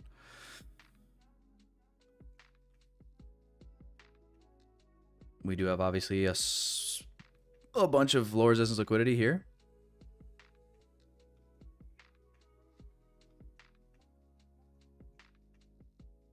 One minute for value gap here. You know what? Fuck it. I entered short, boys.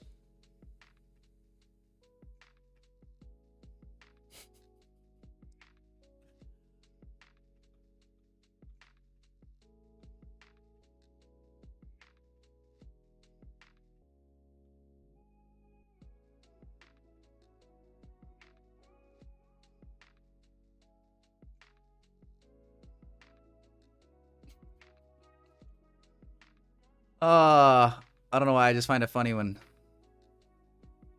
from like your guys' perspective, how that must sound and look when I'm entering a trade, and the last thing that leaves my mouth as I hit the buy or sell button is fuck it. Like from your guys' point of view, that probably doesn't look the best. This guy's entering a trade and just said fuck it. That is funny. But you guys keep an eye on this for me. I'm gonna go get a cup of coffee here because my coffee's been cold for fucking 2 hours. See if this plays out here. Get this low resistance liquidity run. 1 minute change of state. Bearish fair value gap left on the 1 minute here. Obviously, like go risk free at some point, potentially that low. Obviously, I'm not risking a ton here, so let's see what we get, boys. You guys don't touch that dial. We'll be right back. Keep an eye on that for me. Send some good vibes, please and thank you. All right, see you soon.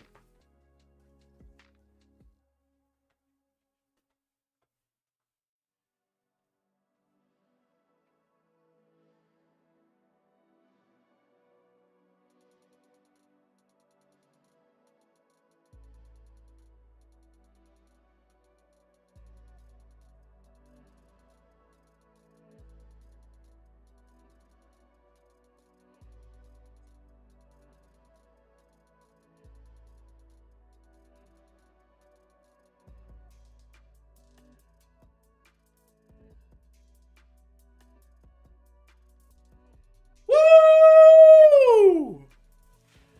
Yeah. Drop it low, girl. Oh, fuck. I need to just not come back in the room, I guess.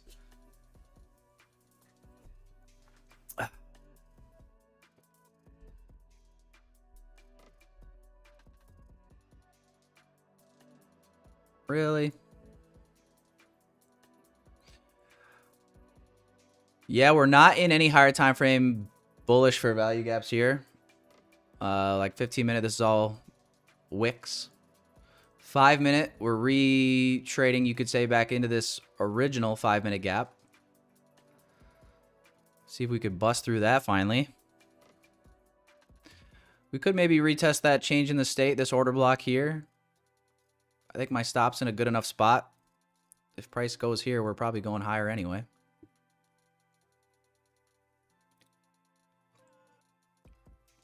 In all likelihood, boys.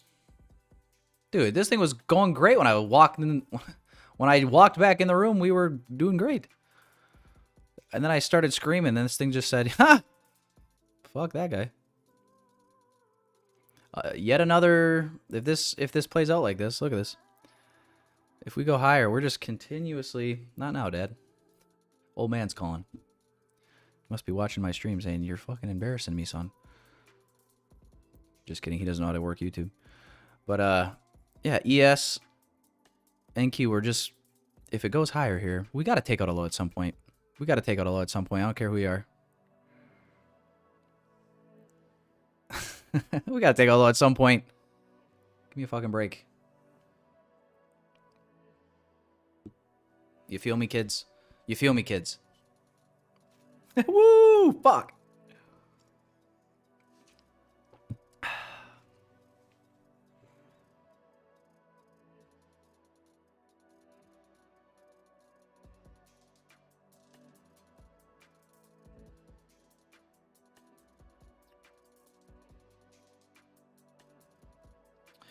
Yeah.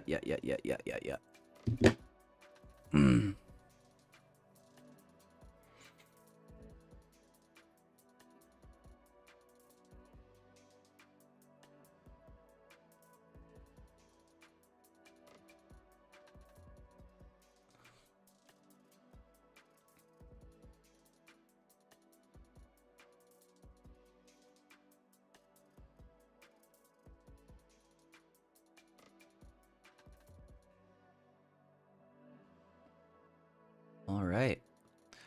Sit back and enjoy the show, folks. I'm gonna have to kick the feet up. Ooh. Yeah.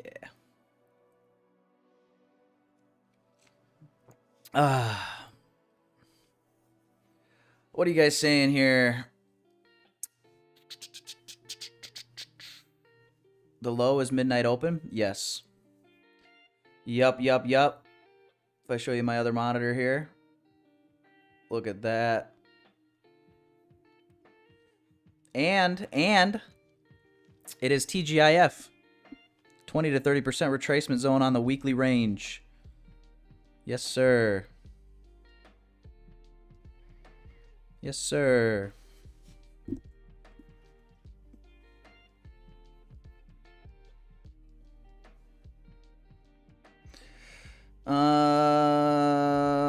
Yeah, peace out, Anthony. Have a good weekend, man. Are you did you say you start your engineering job next week, was it? Like, so you're getting in. Oop, shit. Oh god. Misclicked. Did you say you're getting into next week, or was that later? I don't know if you're still here or not.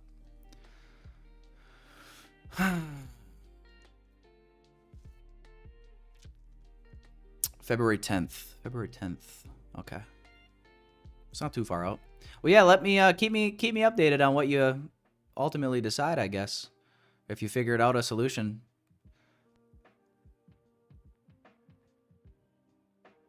But I do wish you best of luck on your new endeavor, my friend.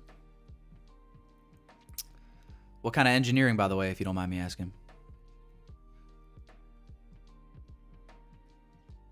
My stop loss is so damn big because I wanted to give room for it to retest this change in the state of delivery, this order block here.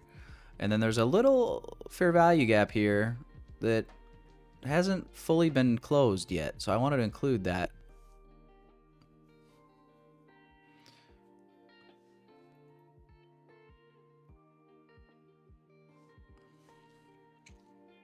That was why it was so damn big.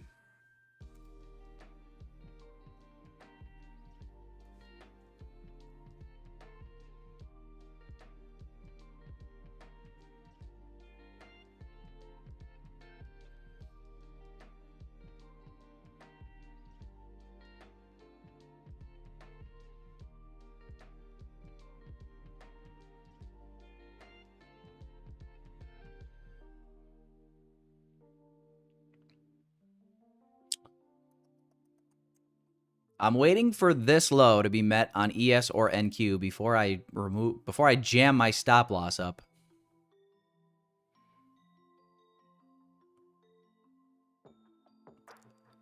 The reality is, though, my stop is here, but the reality is, like, if we were to get strong bullish candles and closures back above here, I'm just going to cut the trade off. But I'm fine with it wicking up into here.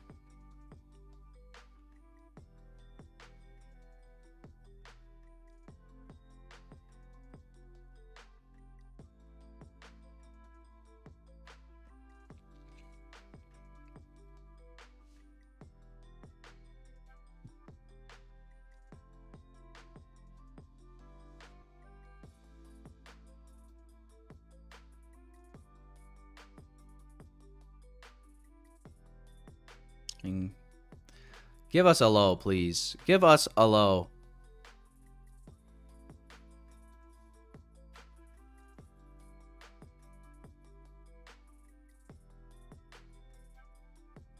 Give us a low.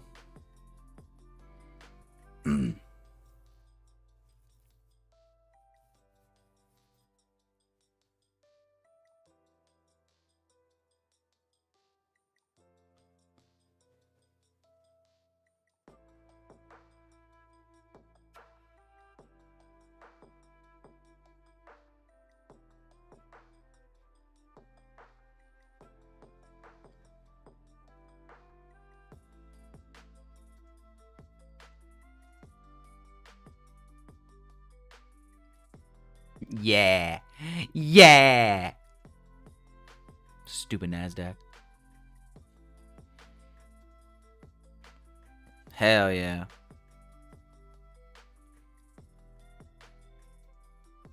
Hell yeah.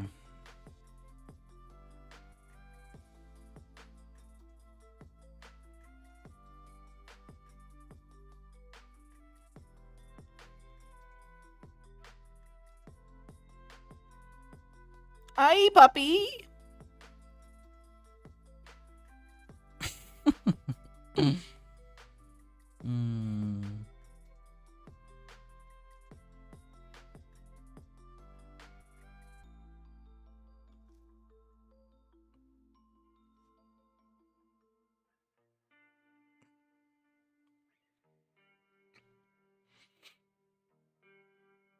All right, ES is trading below this low right now. So for that reason, in case we form a bullish SMT and fly, risk off SMT right here at the moment. Let's see some acceleration, NASDAQ. Come on.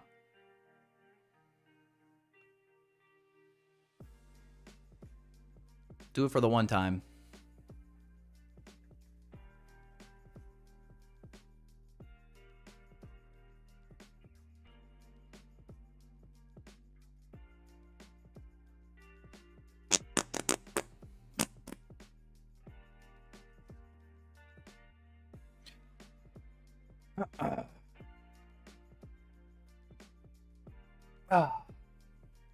What are you guys fighting about in the chat? Pluto and Market Maker Slayer. What's going on here? You guys get along here?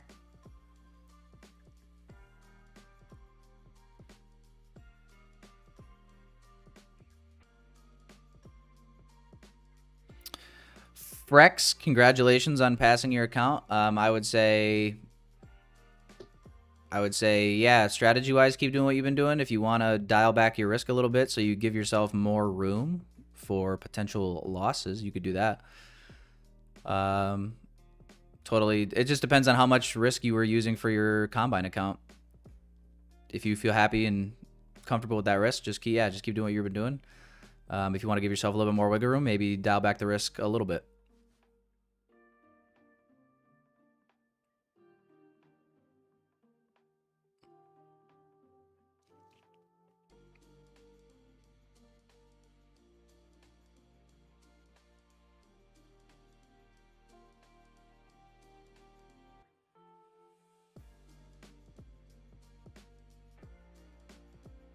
You ain't fighting, just having a good combo.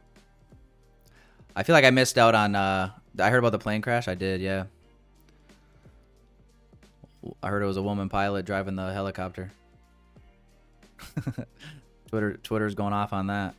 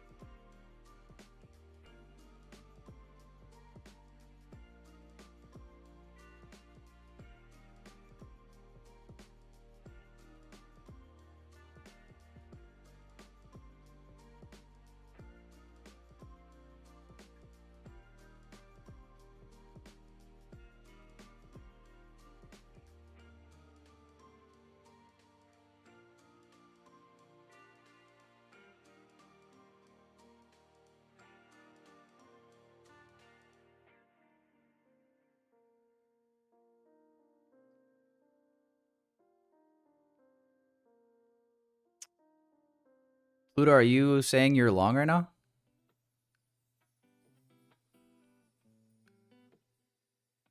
No, that can't be right. You're calling for 866, right?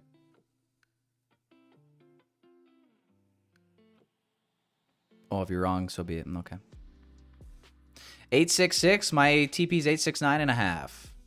Right at the beginning of a 15-minute fair value gap below these relative equal lows.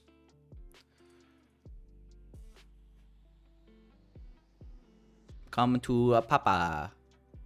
Come to papi. Liquidate all these people that were long all morning long.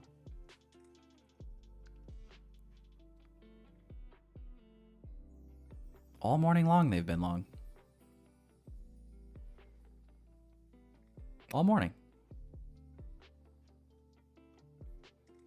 They've just been talking shit.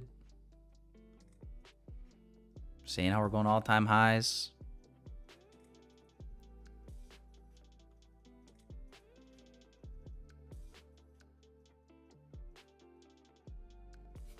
I swear to God, if this just reverses after me saying that, I'm going to absolutely lose it.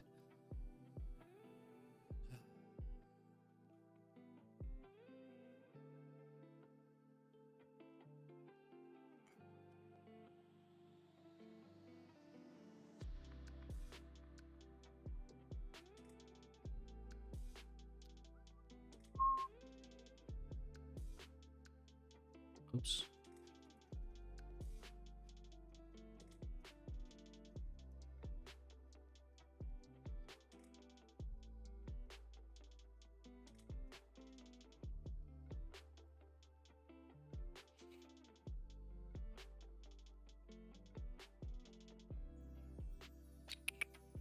But yeah, I'll show you guys what I'm thinking here.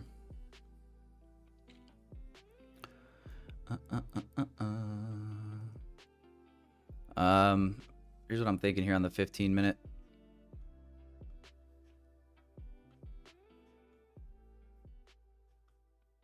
Boys and girls, girls and boys. This 15-minute fair value gap right here. It's the only higher time frame inefficiency. Here, 15-minute or higher.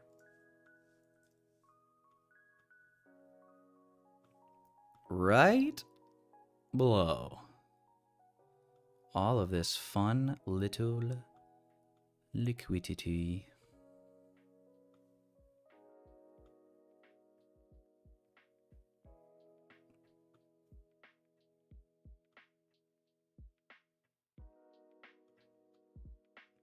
This was my entry inside of this 1 minute fair value gap.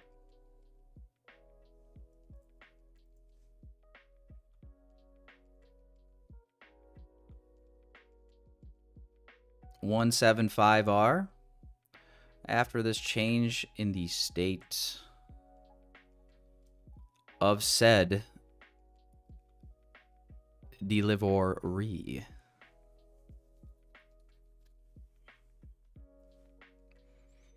I'm watching ES as well.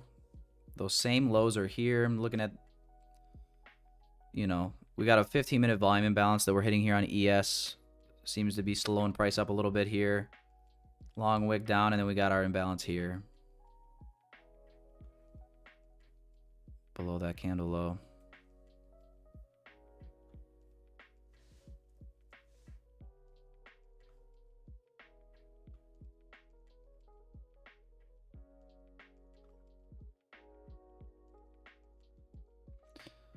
I'm not a huge fan of that. Close. Ooh, 30-minute gap. Oh, no. Oh, no. 30-minute gap. The time frame that I wasn't even considering. Oh, no. All right. Oh, no, dude. Am I going to pussy out in front of all these people? All my friends? All right, guys. Yeah, I'm going to close this trade. I closed it. I'm up 20 bucks for the day. I didn't even see the 30-minute.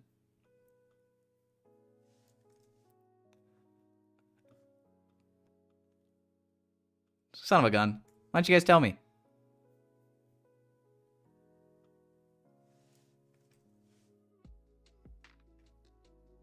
I was going to say, though, that 1 minute reaction, I'm like, I mean, it's just reacting too nice for it to be nothing there. You know what I mean? That was reacting too strong for there to be nothing there. Yeah, fuck. Do we go higher now? Do we go back to external highs? Yeah, green $17.36. You chicken? Yeah. I know. That might be a bitch move, honestly. But I don't know. I don't like that reaction. And the fact that it's sponsored by a 30-minute gap that I wasn't even aware of could be problematic. That's all I'm saying. Price gave me an opportunity to be just above break even for the day on a Friday. In the moment, it just didn't feel like the right. It just felt like maybe market was just trying to give it to me. You know what I mean? Just trying to give it back, I should say.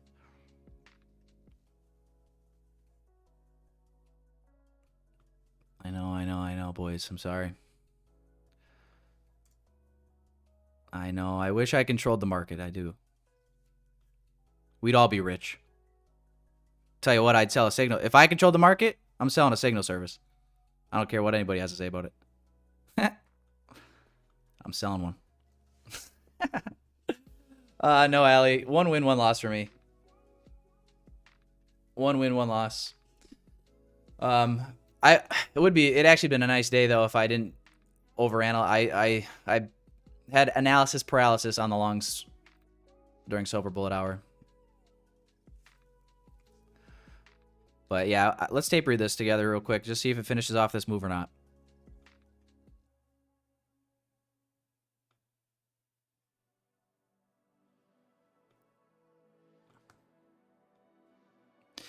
The nice thing about maybe not, if you're not really too concerned about the 30-minute gap here, the nice thing is we still got a ways to go to get to discount. And the 15-minute gap is in discount. If anybody is still holding and wanting some reassurance from your boy.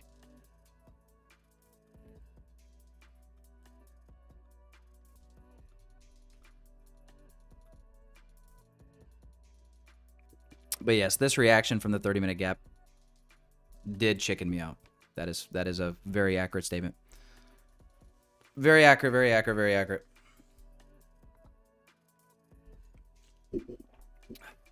I just wanted to be safe rather than sorry, you know? That way nobody can say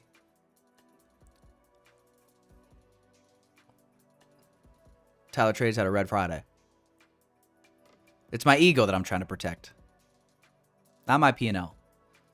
My ego. You understand?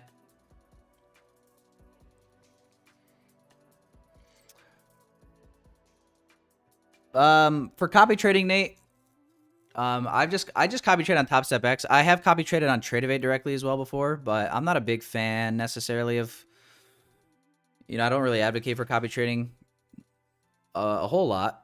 I know there are softwares out there. I think like Replicanto is one where you can put together accounts from all sorts of different places, I believe. I've never used it, but I believe you can put accounts together from different places all in one on Replicanto, and you can copy trade.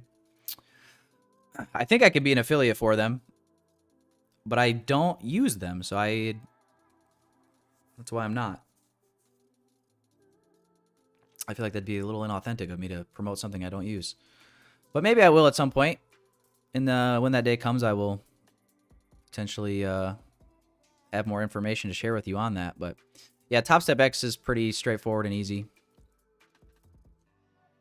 If you have Topstep X accounts, you can set a leader and set all your other accounts to follow if they're all the same size, and on Topstep X.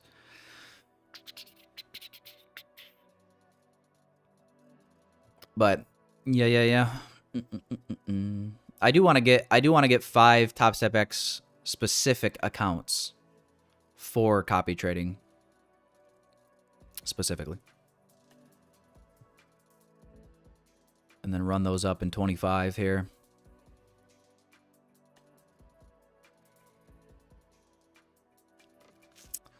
My goal,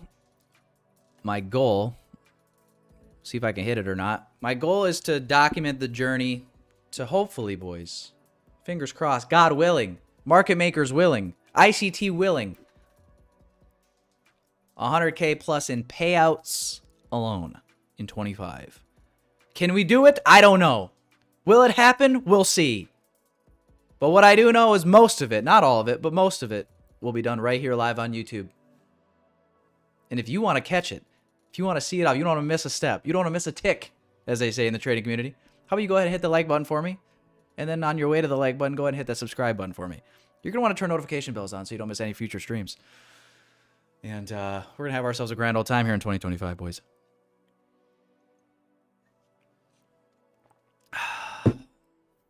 The question I have for y'all is, are you ready? Huh? 2025. Come on. If we inverse this gap, I am going to end the stream there and be so thankful with my decision to cut the trade when I did. Well, otherwise, boys, if this can hold, we make a drive lower, we'll watch it. We'll watch it play out together with some closure here. Yep. Your boys got to go hit shoulders today. Legs feeling a little better from how they were feeling yesterday, but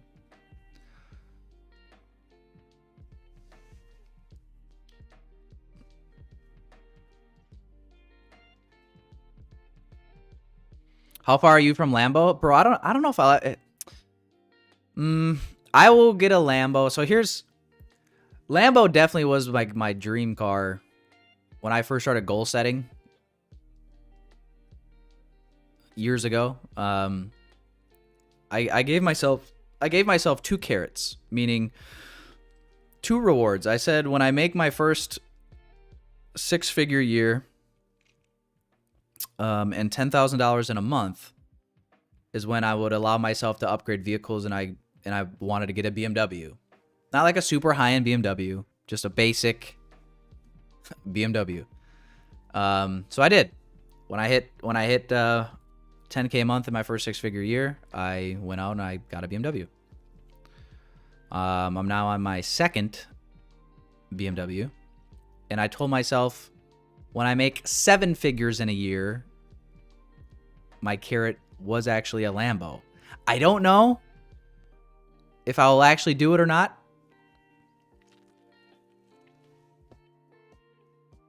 Just because it does seem a little foolish. I don't know where I'll be at in life. We'll see. Maybe it'll be 2025, man. I don't know. But 7 figures in a year, you got to think, bro, that jump is significant.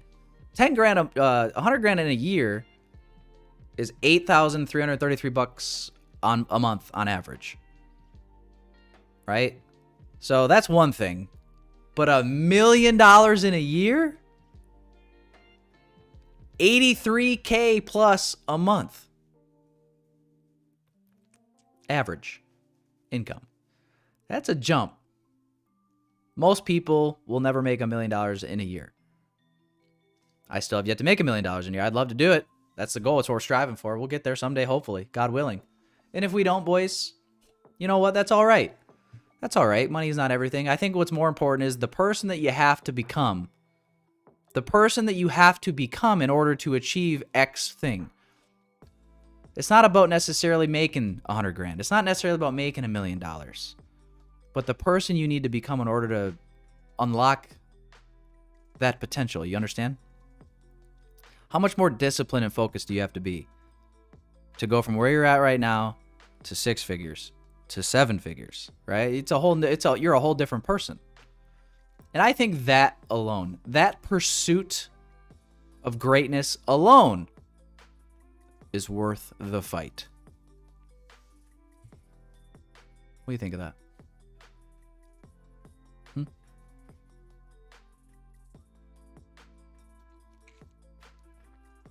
You know, apply it to fitness.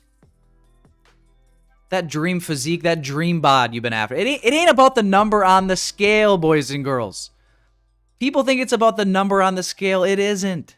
It's not. I'm telling you, it's not. It's about the person you need to become to achieve the number on the scale. Okay? It's what it is.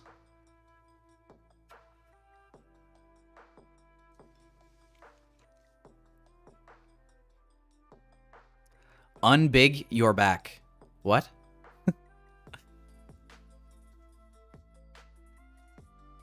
I've never heard... if that's an expression, I've never heard it, Pluto. Unbig your back? What are you saying?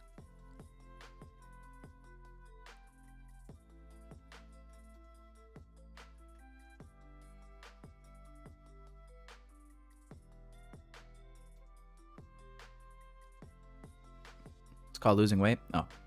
Hey, you taught me something. I didn't know that.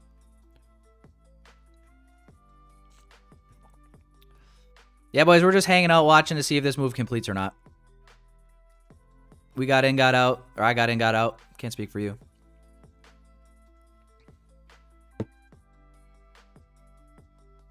My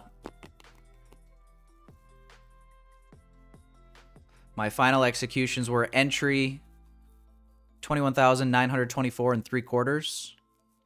Exit. Why I'm talking you through it. Exit 21,895 and 3/4, boys.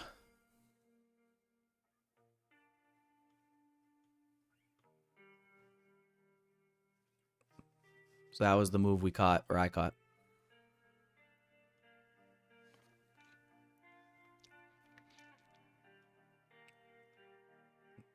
Sure, it'd be nice to see these equal lows ran out, though, would it not? Come on. How can you be an ICT trader and not want to see these ran out? Just for, like, pure OCD sake.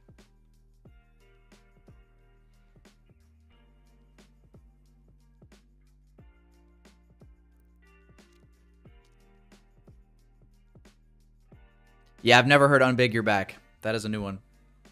Unbig your back.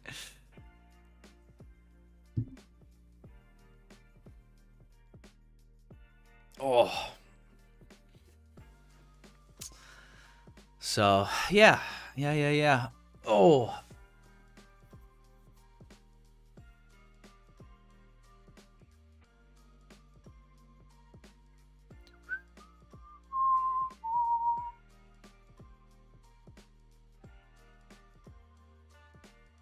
And real quick before anybody starts... Oh, Anthony! You're still here, Anthony. You lied.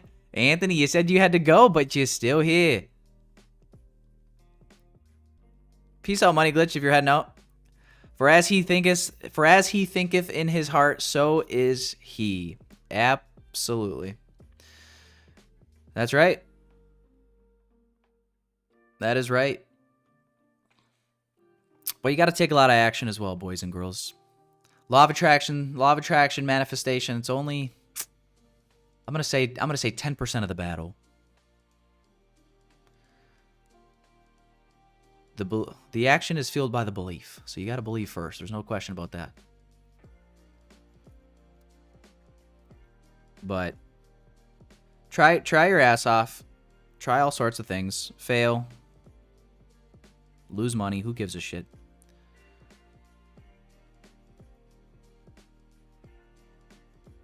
Like our brother in Christ 50 Cent says, get rich or die trying. Can I get an amen? Shit. But yeah, real quick before you guys start dipping left and right here like you've already been doing. Let's look ahead to next week. Give you my thoughts on a stream schedule for next week. We got OPEC meetings all day on Monday. Interesting.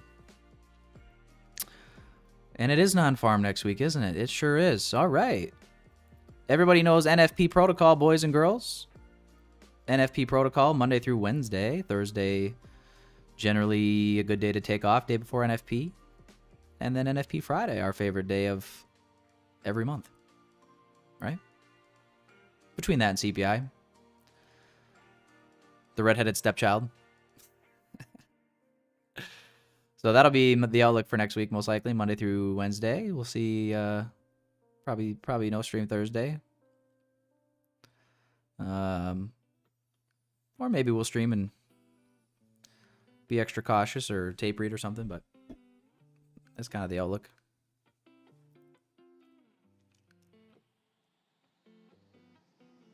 Had to wait for the shower to open. Peace out, Anthony. Enjoy your shower. He must be at the gym. Full View Trading, man. Good to see ya. It's been a while, Full View Trading. Where you been? Where you been hiding on me? Same with Money Glitch. Money Glitch, I feel like I haven't seen your name in here in a little while. Hope you're doing well, man. Kyrian, good to see ya. Kyrian's always liking the tweets. I appreciate it, Kyrian. I don't get many likes on X as of yet, so I see them all. all four.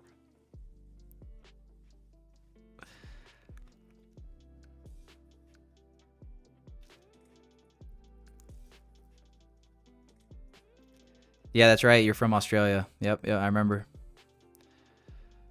I haven't been able to look at New York session. Yeah, Australia. What is it? Like an 8-hour difference? Or is it more than that?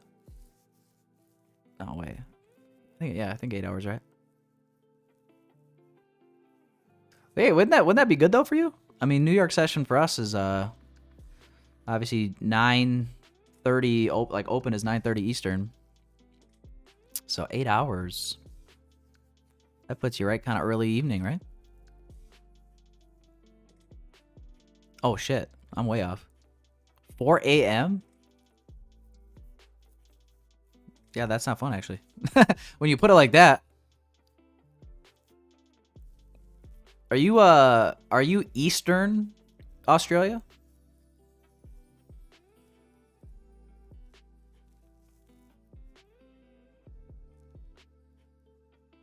I'm not an expert on time zones, but clearly, if you couldn't tell.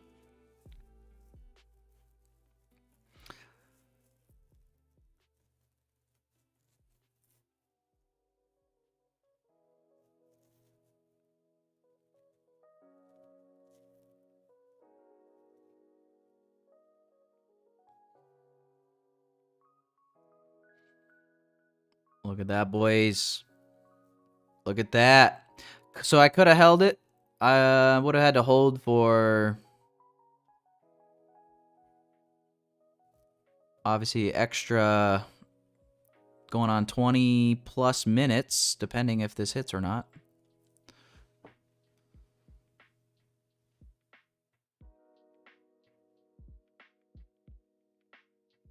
For an extra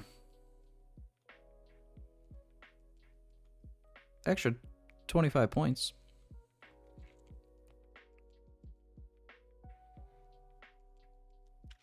Peace out, Tyler. Is a puppet 6. Have a good weekend.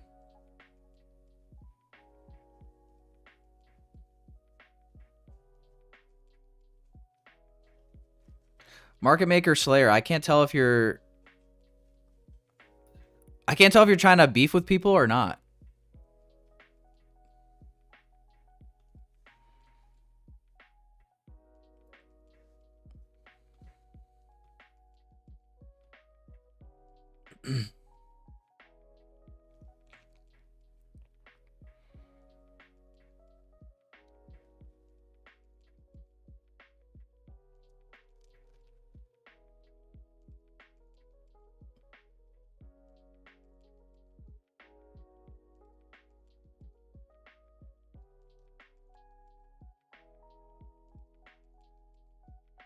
Macro. See if we can get there before the end of this macro. We got 3 minutes.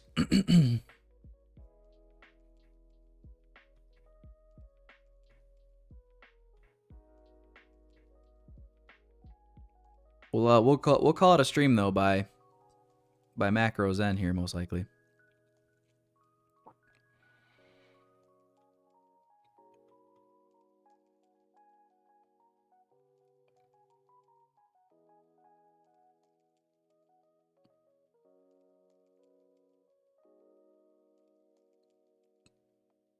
But yeah, for anybody that joined late, this was the little portion of the move that I caught. Closed it after seeing this swing low be put in below this low inside of a 30-minute bullish fair value gap.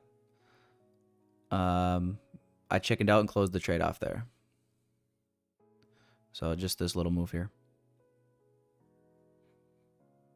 was the portion I caught.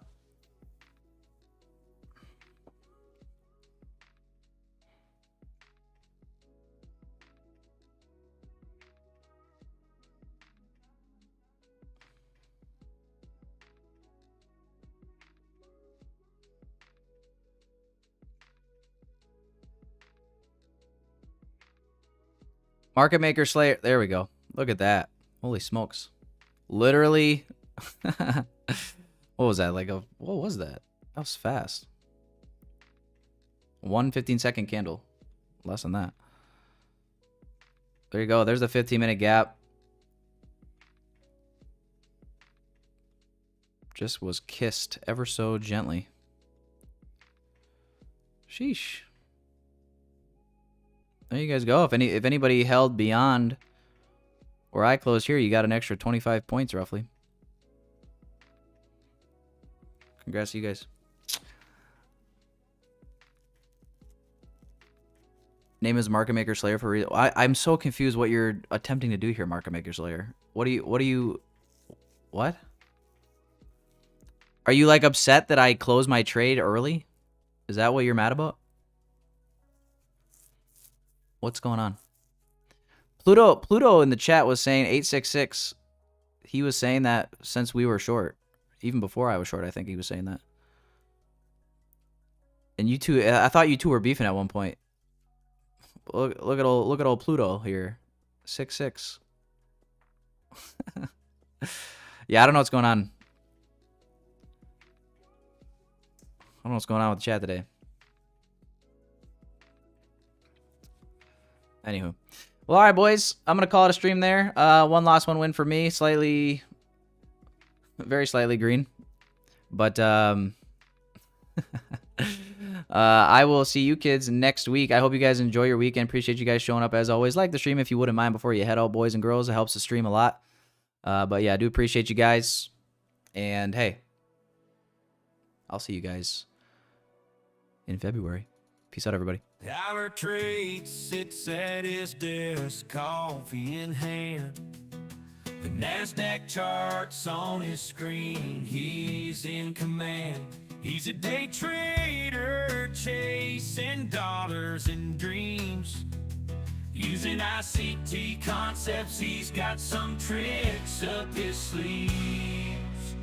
From Fibonacci retracements to volume spread analysis, Tyler knows the smart money, he's gaining an advantage. He watches the market like a hawk in the sky. With every tick and every turn, he's catching the high. Running with the smart money, kicking up dust. Tyler trades a day trader you can trust.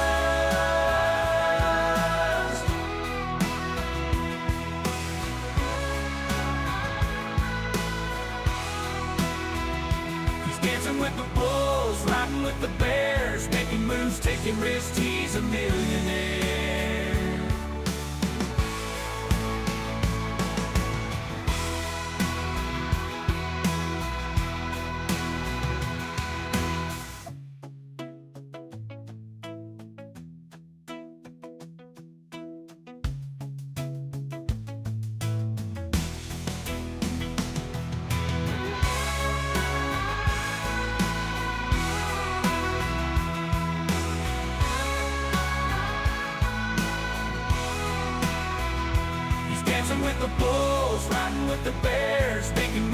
taking risks, he's a millionaire.